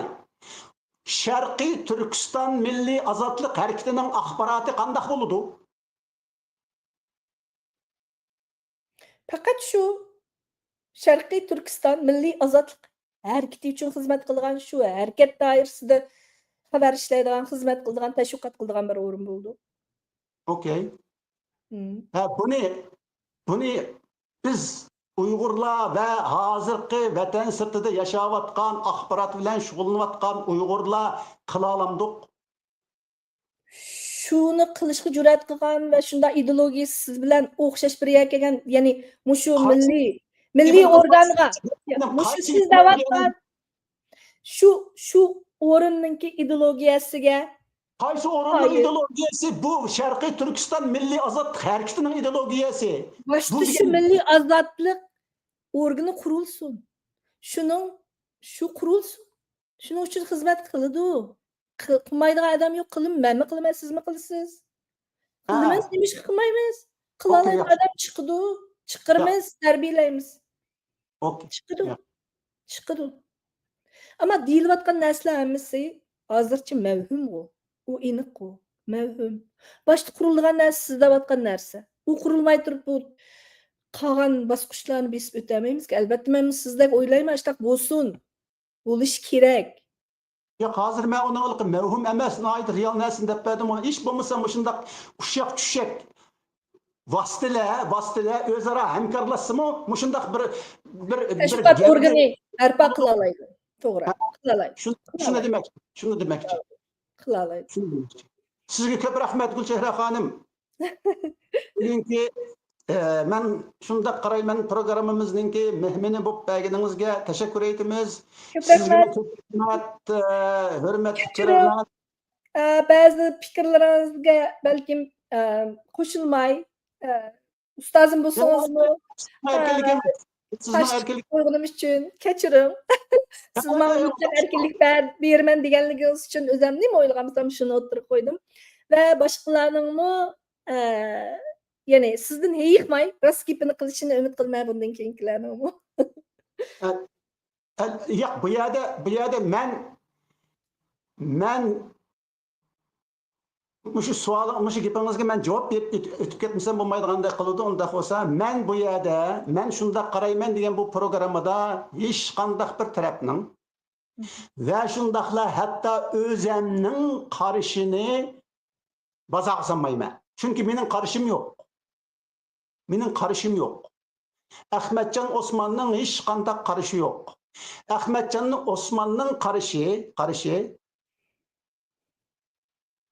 Uyghur milletinin milli qarışı. Onundan başka qarışı yok Ahmetcan Osman'ınki. Çünkü siz Eğer o'zingizni Ahmetcan Uyg'urlar Osman- uchun bag'ishlayapsiz. Ya Ahmetcan Osman eğer başka bir mehminiga haddidin aşkan halda muamele qilib qolgan bo'lsa, hergiz özünün göz qarashini ve özünün qarashlarini tingish uchun emas, fakat milli prinsipimizni, milli qimmat qarashimizni o'ttirg'a qo'yish va shuni o'rtaq tush uchun bo'ladi. Uningdan boshqa har qanday niyat va har qanday maqsad yo'q demoqchiman. Ko'p rahmat. Hozir til faqat vosita, bu yerdagi gap ideologiyasini erkinlik ifoda qilmoq. Shunaqa. Buning uchun men qo'shimcha qilib qo'yay. Mayli Uyg'ur axborotchiligida bo'lsin, mayli tashviqotchiligimi deb o'tayli va yoki ijtimoiy taratqularda bir bo'shliq. Uyg'urcha so'zlashni bilmasang, bu maydonga chiqolmaysan. Shunaqa. Ammo ochiq reallik shuki, 2000-yildan keyin tug'ilgan bolalar asosan Xitoy tilida tarbiyalanib chiqdi. Ularning ona tili Xitoy tili. Biz mayli e'tirof qilaylik, qilmaylik. Chet ellarda chet el tili. Bundaq sharoitda bizning yishimizdagilarni so'zlaydigan, ya'ni tor doiradagi bir yosh kategoriyasiga tava yoki til kategoriyasiga tava media bo'lib qolsak, siz deyotgan bu g'oyaga yetolmaymiz. Meningcha, har qanday tilda bo'lsin, faqatli mushu milliy manfaat uchun xizmat qila oladigansa, so'zlay oladigansa, ishigim ochiq degan bir yer bo'lishi kerak. Minkoham bolalar mayli Xitoychani aralashtirib so'zlasin, uning gapining o'raniga qarash kerak, uni masxir qilmaslik kerak. Boshqa chet elda cho'ng bo'lgan Uyg'urchani endi o'rganayotgan bolalarimiz ammo ideologiyasi biz bilan o'xshash bo'lsin, milliy manfaat uchun kurash qilman degan ideyasi bo'ldi ekan, hammasiga sizga o'xshash men shunday qarayman degan so'zlarni o'tirib qo'ya oladigan, erkin fikrini bayon qila oladigan mundaq maydonlarning ko'plab o'tirg'i chiqishini umid qilaman. Ular bizdanmi ilg'oratda. Biz texi ba'zi bir ifodalash shaklimizda bo'lsin va yoki fikr tafakkurda bo'lsin, yanala mundaq sizib qo'yilgan ba'zi bir ramkalarning ichida o'ylaymiz. O'zimiz bilib bilmay shu xil Xitoyning shu xil sistemasida yashash, shu xil ma'rif sistemasida cho'ng bo'lish, bu har birimizga o'xshamagan darajada shundaq bir ramkalarni shakllantirgan deb qarayman. Ammo hozirgi chet ellarda cho'ng bo'layotgan bolalar, boshqa tillar bilan, boshqa fikrdagi insonlar bilan, dunyo saviyasidagi fikrlar bilan yuz ko'rishadigan bolalarning fikri texmi erkin. İnsan sifatida o'tirib turib, bir milliy mavjudlik, ya'ni bir parchasi sifatida o'tirib turib, bular bilan paranglashsangiz, intayin cho'nqur bir g'oyalarni, Bular çünkü bular xiyal qılalaydı. Mening şu Amerikalıkdek dövlətim bolğansa, muşu İtaliyalıkdek bir dövlətim bolğan bolsa deydi. Şuna axir gepimni yig'ishtiray. Har xil tillarda Uyg'urlik ro'yini ifodalaydigan va uning uchun xizmat qila oladigan texnik ko'p o'rinlarning bo'lishini arzu qilaman. Bu yoshlarning arzusi men orqali yetkazildi. Okey. Lekin hozir biz hatta bizning şu qeyrilar, siz deyotgan cho'nglar, biz o'zimizdan mundaq bir tashviqot gavdisini tikleyemmeyi turib, qandaq qilib başqa tillarda, chet elning tillarida yoki Xitoy tilida uni qila olamiz. To'sqinlik qilmaydi. Ular to'sqinlik qilmaydi. Ular ishtirdi menimcha. To'sqinlik qilmaydi, lekin biz qilolmaymiz hozir. Biz hozirda o'zimizning arsida qeyirlarning arsi so'zlaydigan bir teşviqat vasıtamizni tikleyemmeyi turgan vaqtida ular tehi 2, 3, 4 basqıçlarda keldi demekçimen. Yani hozir bildiğini bilmeysiz ki. Belki fakat Uygurluk ro'yi bor, fakat ingliz tilida ifodalaydigan organlar qurilishi mumkin. Xitoy tilida so'zlaydigan ammo Uyg'ur mustaqilligini tashkil qiladigan organlar qurilishi mumkin. Hozir bizning ingliz tilidagi ruh, Xitoy tilidagi ruh, yoshlarning ruhi, qeyirlarning ruhi deydigan narsalarga ehtiyojimiz yo'q. Hozir bizning milliy manfaat uchun mening da'vatlarim o'xshash gap Ahmadjon apandi mayli qaysi tilda so'zlang, birla ideya, birla maqsad uchun kurash qildi ekansiz. Mushuning bir qismisiz demakchi. Shuni qitilish kerak. Şu balalarning mushdan kirish kerak. Boshqa tilda so'zlayolsimi? Mush sabki qitilish kerak. Shu vaqtida bu siz davatga erkin Uyg'urlarning o'zining axborot chekli. Hozir biz ikkimiz kirolmayotsak, bir yer kelolmayotsak, ular 2-3 qadamda demakchiman. Ya ilishmag'ich tepishmas deydi. Oxiri ideologiyalarni deyish orqali, so'zlash orqali bir-birini tushundi. Real bo'laylik. Ya, bir ularning ideologiyasini chetga qilib turib, ularning o'ylarini chetga qilib turib, siz davatgan milliy manfaatga uyushish mumkin emas. Meningcha hammani uyushtirish uchun kangri bo'lishingiz kerak. Bu mening qarshim. Bu siz mumkin emas, ular 2-3 biz milliy manfaatga Gulchehra xonim, biz milliy manfaatga va milliy qimmat qarashqa va milliy prinsipqa o'zimizning qarashlarini, o'zimizning erkinligini, o'zimizning ilg'orligini, o'zimizning dunyoviyligini amaldan qoldirib voz kechib turib qilmasa qilolmaymiz. Shunda meningmi dal chiqmasa davatqani o'xshash. Mayli u qaysi tilda so'zlasin, shu siz davatgan birli maqsadga uyusha olsak, har qandig'imiz buning uchun xizmat qilish mas'uliyatimiz ham majburiyatimiz. Dedim-ku, bir axborot faqat axborotchining yoki so'zlikchining xizmati emas. Butun jamiyatning, butun mushu tilda manfaat ilayotgan va anglayotgan, yozayotgan har qandig'imizning bir milliy mas'uliyati. Uyg'ur degan nomga loyiq bo'lish uchun buni qilish hammamizning mas'uliyati. Bu axborotchining xizmati emas demakchi. Hammamizning, mayli siz qaysi davlatda yashang, qaysi tilda so'zlang, nima yang, nima ishching, ayol bo'ling, er bo'ling, bola bo'ling, cho'ng bo'ling. Hammamiz o'xshash. Uyg'ur bo'ling, yetadi. Uyg'ur bo'ling. Rahmat. Sizga ko'p rahmat bugun. Sizga ko'p rahmat, hurmatli ko'rarman. Kelaki men shunda qarayman programmamizda ko'rishaydi, shu chaqgacha hammanglar omon bo'linglar.